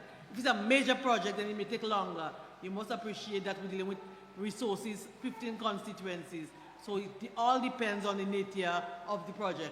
But we will promote projects like the one you talk about, one that enable us to build capacity, enable us to provide training and educational opportunity for young people and even adult people who have not had formal education. Thank you very much, Minister Thomas. Ms. Jones, Mrs. Jones, go right ahead. Good night to the panelists. My name is Marcia Jones, Marcia Honorary Jones. Yes, my Honorable Delma Thomas, I just speak that grassroots is stem from ordinary, it stems from identifying your own need and implementing solution. Well, the truth and the fact, Honorable, when I came from Canada in 1997, I started a group, or I should call it ministry, because it's really, the objective is to reach the elderly spiritually, socially, and health and wellness. So I started it, and I began to work along, labored myself to the process. And I wasn't getting help, right? But because it was a passion, and you know what is a passion? So you do have passion for where you are today. It was a passion, it was a burden on me. I rise to the call, and I began to work. And I saw it was very heavy on me, and I decided to have a group called the Elderly Missionary Support Group, which was put in 2006. However, I was able to meet needs. I met needs in the 3 aspects that I just mentioned, but coming to our presenter, Mr. Ned. Mr. Ned, you said that the grassroots, building from your grassroots pillars, and you identify the vulnerability, no money, no voice in that aspect in your presentation. Well, I do experience that, because even after today, it seems as though I don't have a voice. And it seems as though I am vulnerable in the past 17 years I've been doing that, right? I'm not checking 1997, I'm checking when I formulated the group called the Elderly Missionary Support Group. And I'm not really getting that help. I don't know if I don't have a voice, if my voice haven't been heard, but I am in the right place tonight. That's only I should say a miracle from God, because I did not know what I was coming to meet. So with you and Honorable, I would like to find out how can I go forward, because most of the time I will spend money from my own pocket, and it's a lot. I just put on on the 11th of February, I had what you call not a queen show, as what will be taking place with my grandfather was my favorite teacher in school, Teacher Raphael Williams. Whenever I talk about him, I try to cry. But I don't want to cry tonight because he motivated me to where I am today, right? And it's not like what my dearest will be going through, but there was a shows of Queen where the young girls from the street without any, well, let's say they're not going to any church or anything, and they came out and they did very well. And the community is calling back for that show again. And I am telling you, it was a hard task for me because I had to go through it, most of it from my pocket, right? And then I have the soup kitchen every fourth Saturday of the month, and now I'm looking at having a dance exercise when we're going to be celebrating our 18th anniversary of the group, a dance exercise in Concord. And so I am here tonight to ask you all, how can I go along with that in getting a help? Because most of the person, I went to someone and they said, you're going to do a proposal. I don't know how to do a proposal. And I don't know who to target to do a proposal. So as my sister here said, sometimes we come up about doing things and then we find it hard.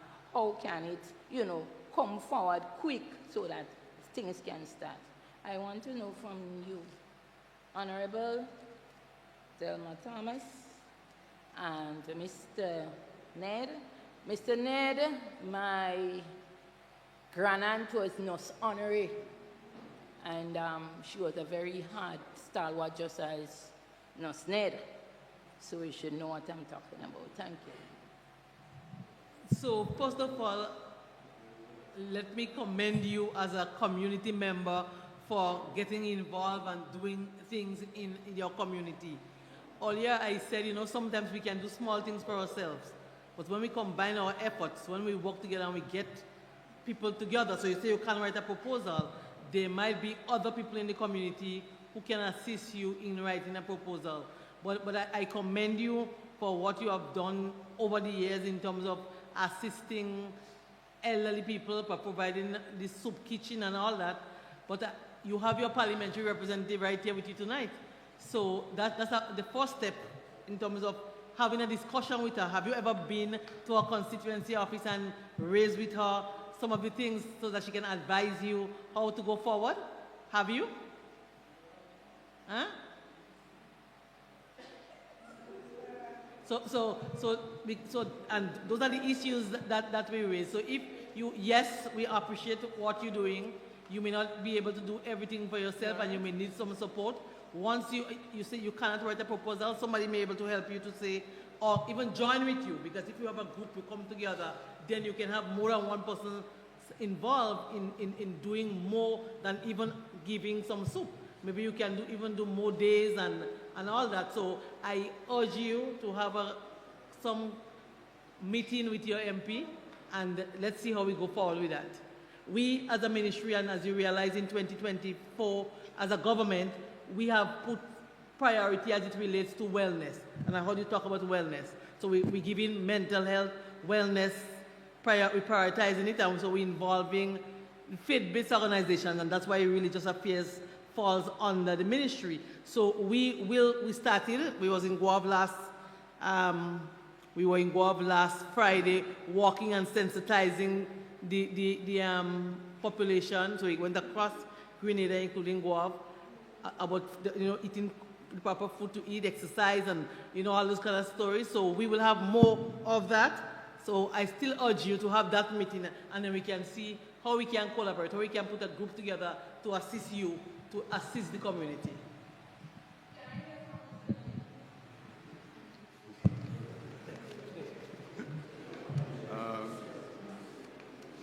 Thank you. Any activity that involves taking care of the elderly, those who have served us before, and they are at the stage now where they cannot take care of themselves, has to be commended. When it forms part of a commitment that is a self-sacrifice, that is even more so commendable. As a society, and I want to look at it from the perspective of us, we. What are we going to do to help address this situation? It is a situation that we all are going to face. We are all going to age. In most cases, we have not been able to provide pensions that we can adequately live out our lives on. So those are the issues that we have to really look at.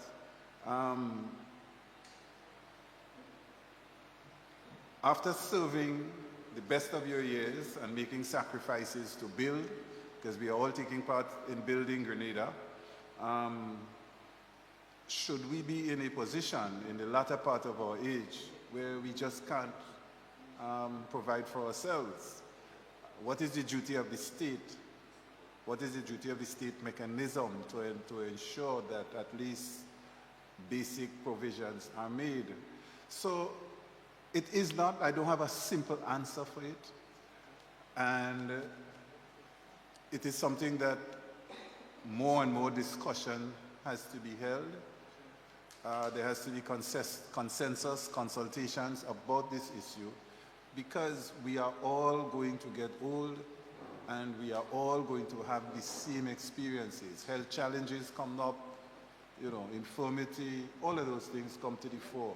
And some of us would not be able to take care of ourselves, and then somebody has to do it. So it forces the community to take a look at ourselves, examine how we treat the elderly people, fully cognizant that we are going to travel that same path. And in some instances, even though we may have been lucky enough to put aside money is not going to help us, because what we probably need is care. And the two don't always equate. So I just want to commend you for the initiative that you're taking. I know how difficult it is. We are community advocates, and we operate similarly. There's no budget for us. The sacrifice that we make is personal sacrifice, and it is for the benefit of. So. Thank you very much, Mr. Ned. Yes. All right, a blessed good night to our panelists. Good night to you, Brother Pablo, yes, for organizing this function. Good night to our parliamentary representative. Brothers and sisters all, I ain't come to preach. I might just sound so, but I ain't come to preach. I want to make a couple comments, but I would like to start with, I didn't plan to say that, but I would like to start with how Marcia ended with regards to her group. And one of the things that Sister Delma said when she spoke was that we have to recognize the assets within our communities, and we have to use these assets. So I hear you, and I'm getting the feeling that you're all alone, but there is no need for you to be alone. There are people within your communities, it doesn't have to be conquered, that can help you, and in order for us to move forward, in order for you to move forward. If you have a group, is your group registered? Have you registered it as a not-for-profit organization? Where if you have a proper structure, you can now approach donor agencies. It doesn't have to be in Grenada alone. And you can get funding for your kind of thing. So there's a lot that can be done. I mean, I know you have the group, I know you work hard, and I know you do a lot, but there are intricacies that I didn't know until tonight. So writing proposals, I could help you write a proposal. If you want to approach a donor agency, I can help you. But I'm sure you did not realize that I can help you because you didn't know the assets that you have in your community. So I kind of like that you mentioned that we need to recognize the assets that we have in our community. And a lot of the times, because those assets might look so ordinary to us, we might not realize, you know, what these people can do or what these people are doing maybe in their normal daily lives. Another problem that we have is that in Grenada, believe it or not, or like it or not, we politicize everything. So you have your group, and they may see you as NNP, forget that. You understand? If they may see me as NDC, if I try to do something, forget that. And that's one of the problems that we have facing our communities. But let me go to what I really want to see. Building grassroots community. That is our topic for tonight. And building had me thinking, where do we start? Where do we build from? I heard you speak about forming a steering committee at the end. But one of the things that Brother Joseph here spoke about in the community, my thing was, I have the ownership of your community. If you go out there now, people don't really own their communities as they used to before. So forming these community groups to make an impact is going to be very, very difficult. I'm not saying it cannot be done, but you have to recognize the people that's so minded and so inclined and who is interested and who is willing to volunteer their services to do certain things. In the absence of that, you have a problem. One of the things that I liked when Dr. Fletcher was speaking is when he mentioned his experience from Shaper that shaped him up to today. The fact that he was involved in a group in the school. And that's what I want to speak about, education and forming groups. So by the time you get to a certain age, you're so accustomed to being in a group that forming a community group now comes quite easy, or being a part of a community group. A lot of the times what you find happening is that in primary schools, you may have some groups. And then again, not all primary schools. So you may have 4-H, you may have Red Cross, and you have different groups in the school. By the time you get to secondary school, where you're 12 years old, most secondary schools don't have these groups. Most of them don't. So you go through a secondary school system where you're not involved in anything. A few of them do have, so you may have convent with their Girl Guides and their Rangers. Then I know of the newest private secondary school now that has all sorts of groups you could think about, from reading clubs, but the vast majority of our youths, they are not accustomed to that kind of structure. So they get to secondary school, there is no group for them to be in. They go to TAMCC, same thing. How do you then get a 20-year-old to be interested in forming a community group? It's not a part of their DNA, you know, and now the world has changed and it continues to change. So how do you get the interest of these young people into being a part of this grassroots community you're talking about? I'm involved in an organization, and when we speak grassroots, we talk about the children coming up. So we build from grassroots, from there, and we have a pathway for them. But what is your pathway for children who's not involved in my group, for example? What happens? So I feel you, but what we're trying to do here is very, very challenging. And I'm not surprised that there isn't much people here tonight. It tells you there's no ownership of communities. People are not interested in certain things. You know, hopefully after tonight, and this is brought live, people hear you, you may pick an interest here and interest there. But let's see what happens, you know, thereafter. As it regards your climate smart agriculture, you know, I was listening to this and I'm saying, you know, I think sometimes we're jokers. Because we're talking all sorts of nice things. But how does it translate to a curriculum in the school?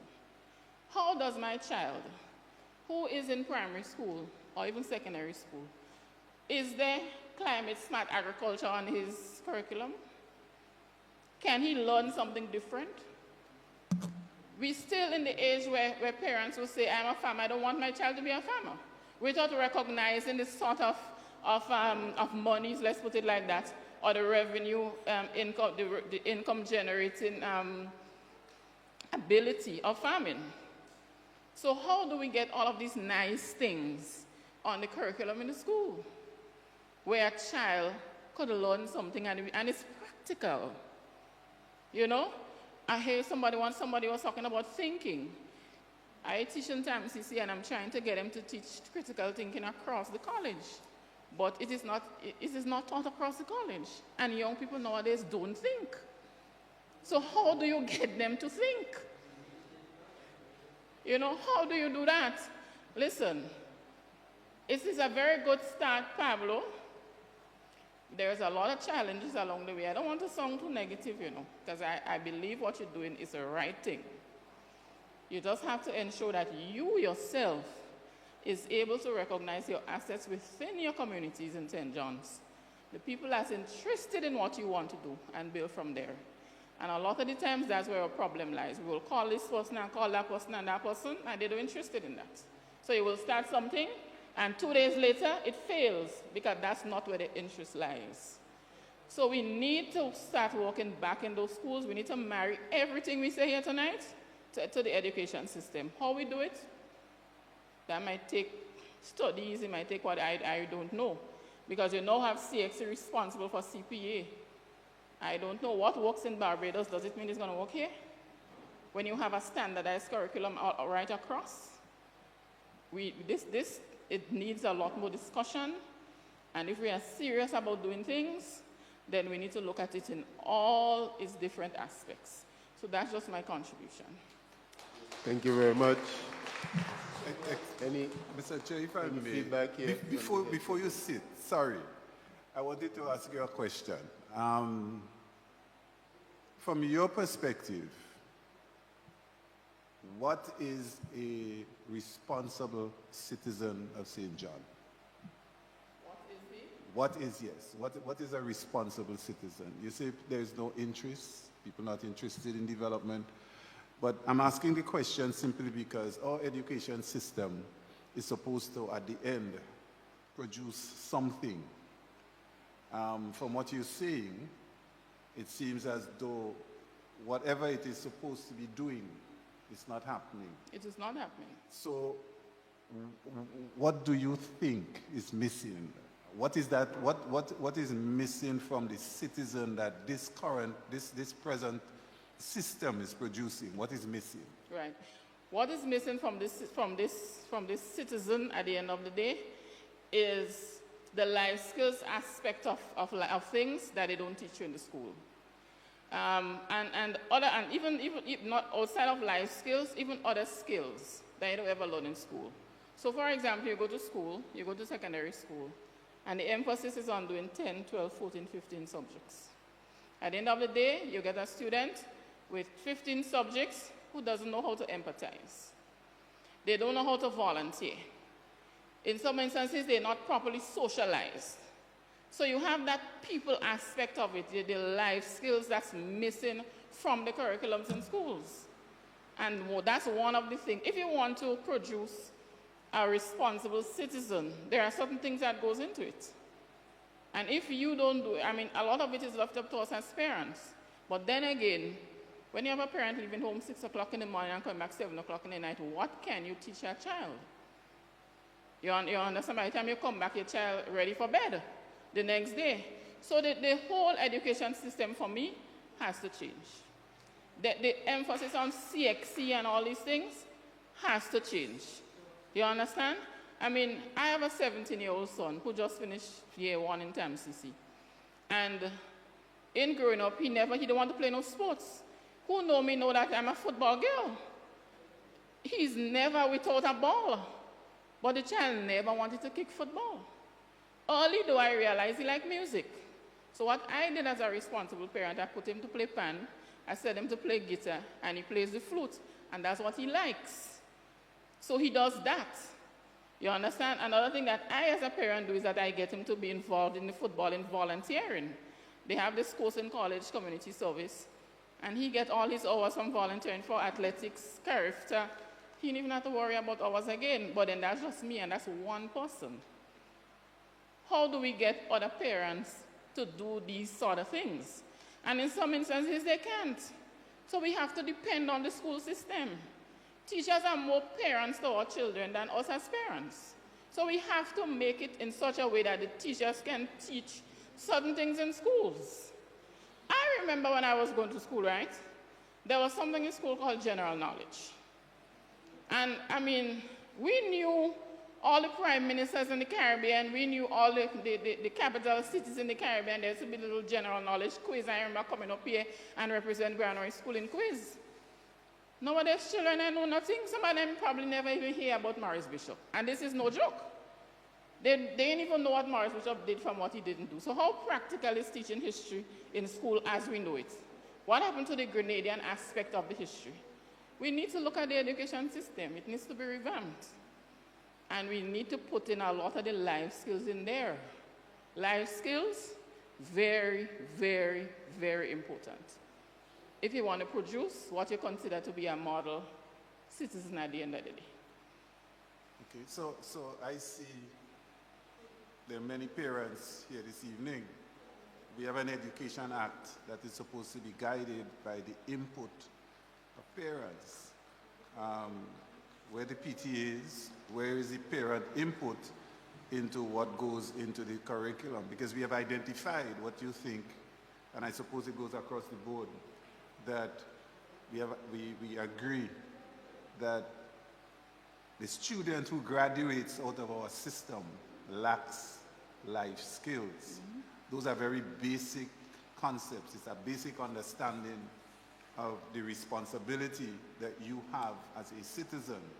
How do you interact with your fellow man, your peers? How do you interact with authority? Those things are missing. So we are agreeing that the maths and the physics and the chemistry is not going to help you when you have to talk to a police officer and you don't have to get violent when you have to speak to your supervisor and you're supposed to have a cordial conversation. That's not going to help you then. But our curriculum does not include those basic skills that we're talking about. So how do we get away from it? We have to face it. Because we are producing people who cannot accept the position that they're supposed to have in society. They're not productive citizens. All right, I understand you, but before you go, Dr. Fletcher, as much as our curriculum might be guided by CXC, a general body, I still believe that there are things that as a Ministry of Education that can be done. I still believe that there are things that can be done. I believe the policies could be so written that you say Fridays is our civics day or whatever day it is, or our life skills day, and we break away from the curriculum and we teach that sort of things. You understand? You hear I told you I was involved in football, right? There is this new, Grenada signed on, we have launched it in Grenada. There is this new program for FIFA that is called Football for Schools. FIFA has realized it's the same problems we have here, we have it all over. So what they've done is they've developed a curriculum for different age groups from 4 to 14. So you have about 3 different curriculums inside it because you can't teach the 4-year-old the same way that you teach the 12-year-old. And they have an app, and the curriculum is about life skills. So it is using football to demonstrate life skills. So we launched a program in April, and quite about 30 teachers came in, PE teachers, they came in and they got the training. So one of the sessions, for example, might say, eating healthy. Can we use football to teach healthy? Can we use football to show children how to eat healthy? Yes, because on the field we could use props. We could use a green prop to mean a green apple. We can use something yellow for a piece of French fries. Where would the child run? To the apple or to the French fry? You know? And you get the ball there, and you kick it to what you think is the next healthy fruit. And we use football to do that. And that's innovative, and that's thinking outside of the box, as we normally say. But if we, in the education system, the big boys, the powers that be, if they ain't ready to take this bull by this horn, we're going up in a lot more problems than we have now. And you know what I hate most of all about these people? They talk too much. All they do is talk, talk, talk. And when the time comes for action, there is no action. Tell me, I would love to hear David Andrew say tomorrow that, okay, on Fridays, this is what will happen. It's a policy. It's from a policy level. When we tried to introduce these programs, you know what FIFA did? FIFA said, we want your policy maker in a workshop. And the workshop was in Jamaica. At the time, Elvis Moran was the PS in education. He went to the workshop. So we made sure that the policy makers buy into it, so that when it was time to launch now, the school's on board because the ministry sold it. So it can happen. It can happen. We just need to get the right people involved. I want to say one thing, and it has to do, I don't know if you missed it, but we have an Education Act. The Education Act directs that whatever policy that you speak about, that the parents have the right to make an input into whatever the policy is. So you have the ball in your hands. The ball is on the field, and you have the ball. You can direct your Ministry of Education as to the curriculum, what you want to see included in the curriculum. And we don't have to wait on CXC. We don't have to wait on FIFA to make those influences, because the grounding you might want for your child might not be the same thing that FIFA wants or the same thing that CXC wants. And that is different. We have to accept what grounds us, what are the common bonds that we have between ourselves that we want to see reflected in our children. And we have a right to do that. So we have the power to do that. A parents-teachers meeting, St. John's Christian Secondary, St. John's Anglican, parents meet and they decide, look, this is not going the right way. And we want to see change. And then we call a representative. All right. Brother Chair, if I may just intervene at this point, open amendment in the interest of time, because we are running pretty late. The senator has raised an issue that went unanswered, unresponsive, to which I'd like to respond. Former Senator Joseph. I wouldn't want him to leave without feeling that his matter was not addressed. So I take the floor in that regard, and in so doing, I want to compliment the other persons following Senator Joseph, who has made some very useful and very important points.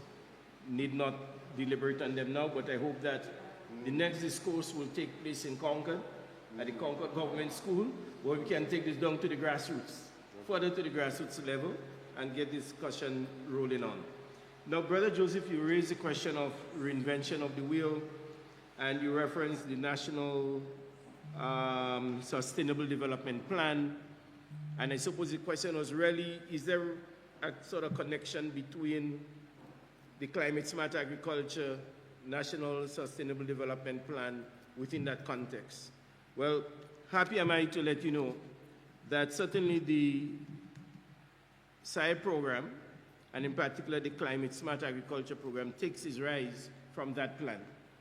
In the interest of brevity, to be brief, I refer you to the plan itself. It's online, and you will find in the index, it will be shown as page 61. That is the Climate Smart Agricultural Program. But in actual fact, when I access it on my device, it's on page 97. Page 97, where it speaks to agriculture and to the Climate Smart Agriculture in particular. So there is a connection between that plan and the Climate Smart Agricultural Program. So I just want you to rest assured that there is that connection there. All right? Thank you. Anybody else? A final question from the floor or comment? Yeah? If not, there's one thing I would just want to get some feedback from the head table. We have a situation in the country. We hear all of what's been happening with the violence and the gun situation and so. And we have a situation in the country wherein the level of delinquency and dropout, school dropout between the ages of 12 to 17 has become so significant right now that NULO is looking to pilot a program to address the 12 to 17-year-old dropouts. Because NULO contemplates young people from the age of 18. So the 12 to 17, they brought it down to 16. Yeah? But many of these young people do not qualify to get into NULO given the present construct. So there is NULO is now looking at a specific program to be piloted. St. Mark is the constituency that's being looked at for that project. What, in an overall sense, what can we do as a society to begin to address this whole issue of that level of delinquency in 12, 13, 14, 15-year-old to be dropping out of school? You want us to answer here? Yeah? Just, yeah. First of all, we have to identify the root cause for the dropout. Not in every community or every area, the issue of dropout might be different. It might be parental issues, it might be financial issues, it might, there's also the issue that we just, the last person spoke about, the issue of the curriculum.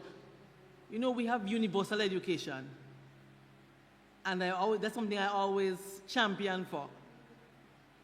How have we prepared?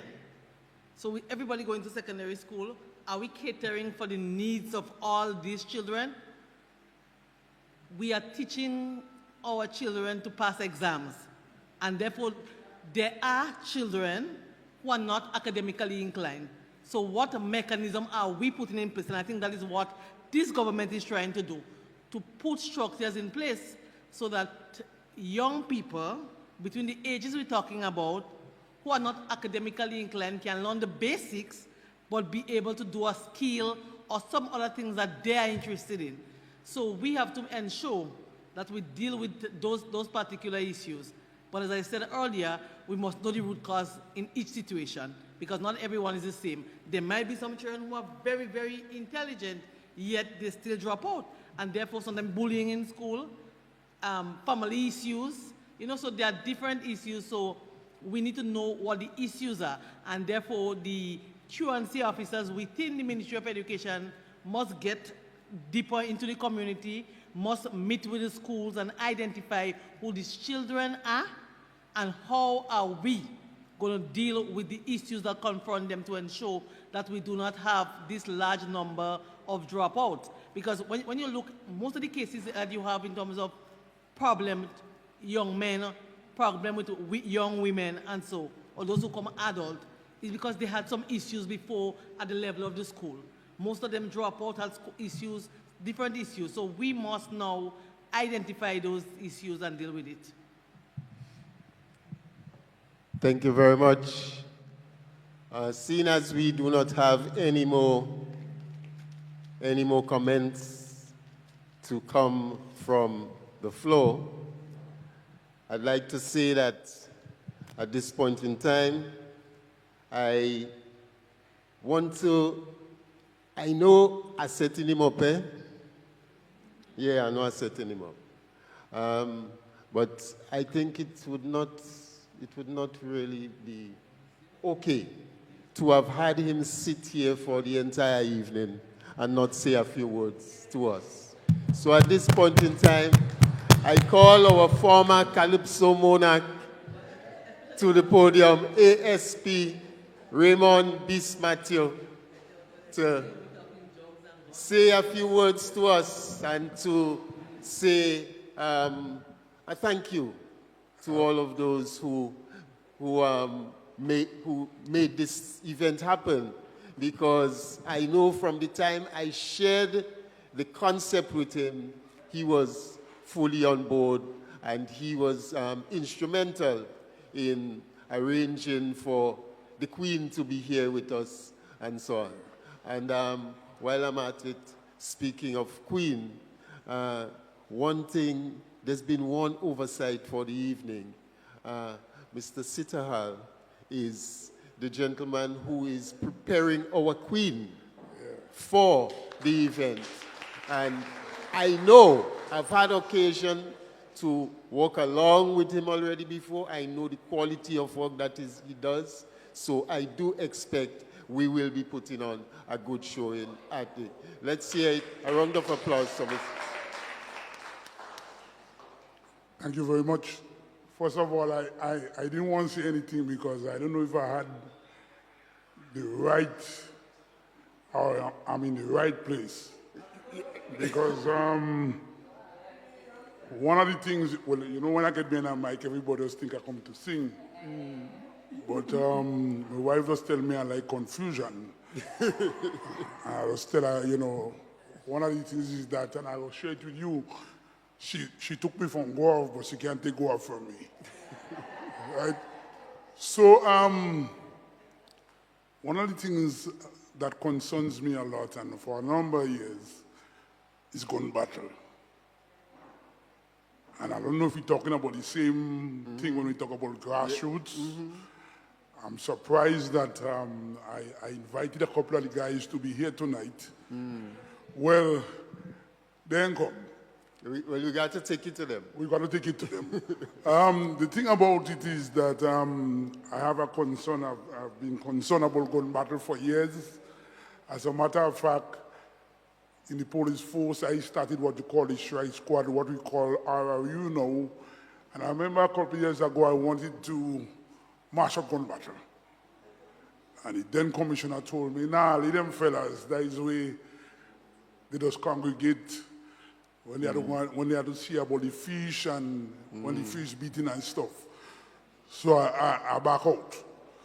Today, when I go in gun battle, I'm wondering when the sister spoke a while ago about elderly, because I've seen people that are supposed to be younger than me, and they're looking older than me. So I hope the sister ain't talking about feeding these people and stuff, because I think we should be doing something, I don't know what, about gun battle as a community. I also think it's spreading to Gouyav. I've watching Gouyav for a lot of years now, and there's a little block in Gouyav and Concord. And I guess Sister Sherian here and stuff, they could bear me out. Gouyav was a place where everybody had a bag and a bag going to work. So you pass through Gouyav and you see a group of men sitting on a old step there. And 10 years from now, we go have a junior gun battle in Gouyav and Concord. So I am wondering what could be done. I've been to gun battle last time and they told me that something they don't see is that people of my status or maybe higher than me coming to speak to them. I don't know how we could do that.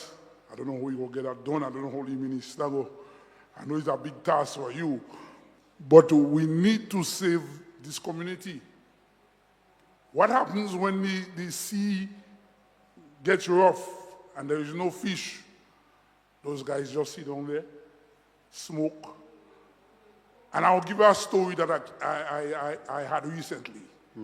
We had a shooting in gun battle where someone died. And when I came up there, Commissioner called me and he told me, well, go up there and see what information you could get. And when I reached up there about 8 o'clock in the morning, I could not understand what nobody was saying. Everybody was high. And I said to them, you know, strange enough, when the police come in gun battle, or the stoning them, but a man come with one gun, he fire all the bullets and everybody run. So I think we need to do more as individuals because just to straight, I'm happy and it's first time I'm hearing Mr. Nelly's a government and I've seen him all the time. Well, you make me more proud. You make me proud because I'm a government, born, bred, school, all my level of education is in this parish. I didn't go in GBSS. I go shaper, right? So I think we have people, we have scientists, we have great doctors. I don't know how we could get them to come together. Or when they come to visit Grenada, we have a session like this and get our young men to come in and get in the vibes. Not just sit down and wait. And when the sea is rough, they have nothing to do. Another thing is that we have businesses in St. John's, and it hurts me to know that we lost, somebody gave up the gas station a couple of months ago. And somebody from outside of the parish come and get the gas station. The gas station used to be run by Colum and Castleman and these kind of people who could have given back to the community. Well, I don't know if they're giving to the community. The fish market in Gouyav, a man come quite from Canada and get the fish market. We have people capable in St. John's that could run our business and get this community back to how it. I grew up in a fisherman's house. My grandmother's husband was a fisherman. But the same thing they had to go. When he see rough, he drink rum. Sometimes he drunk for a week because he see rough, right? But I had to go to school, we had to eat and stuff. And it's the same thing. When you see rough in Gouyav, everybody sit down in gun battle, they sit down by the road and stuff. There's no business prospect, and just everybody starting their own business, who running the store, who running the shop, and that's it. But we don't check on the young individuals in the community. They're looking for guidance, and we have nobody coming to talk to them. We don't have no programs for them. What was a place when you have football, the whole land's in the park. Yeah, that was... The whole of Granary coming up. That's how it used to be. Closure and all had a football team.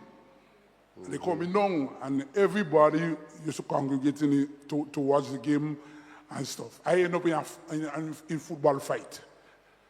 I don't know how I come a police, but that's it. But that's it for me, and I wish we could find a way to save our young people in the community, because we're losing them.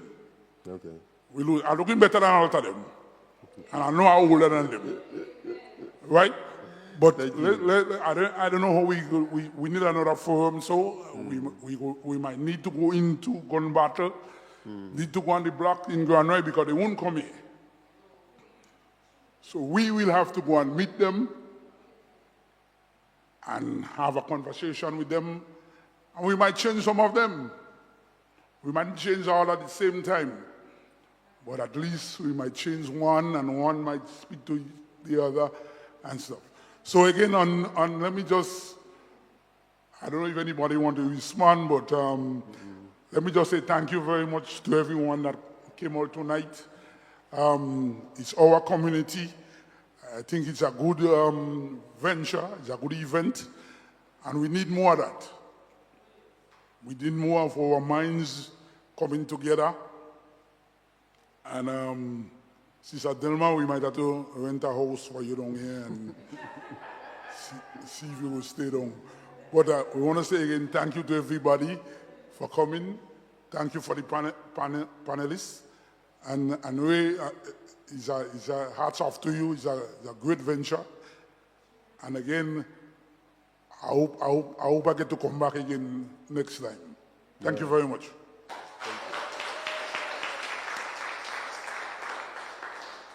Now, we have been here, we started at just about 7:30 here this evening, and it's now well past 10 o'clock. So it's time to, there's one thing that I want us to do. Remember at the beginning, I said when this was conceived, it was conceived and it had 4 outcomes that were being sought. The final outcome is to have a handful of you volunteering to be part of that team that's going to sit down and review the presentations, what came out of the presentations, what came out of the conversations, the recommendations, the issues that were raised, and so that we can begin to put a strategic approach in place to address some of those issues. Dr. Fletcher has already called for the follow-up and suggesting where the venue is to be. So it means that people see this as a worthwhile initiative, and I trust that 6 people at least are going to join with me in that follow-up session. The group can expand as the need arises, but 6 people, show of hands, please. Mrs. Jones, Ms. Lade. Anybody else? We've had 2 females. 1 male, yes, Mr. Joseph. That's 3. Yes, this young lady there, I will have to get your name. Yes? Yeah? And you do? Okay. All right. So, definitely. So there will be follow-up. In fact, I have contact information for nearly everyone except this young lady, I think. So there will be a follow-up, and we are going to look at those indicators coming out of this session and begin to discuss how we are going to proceed in terms of addressing some of those issues that have been highlighted here.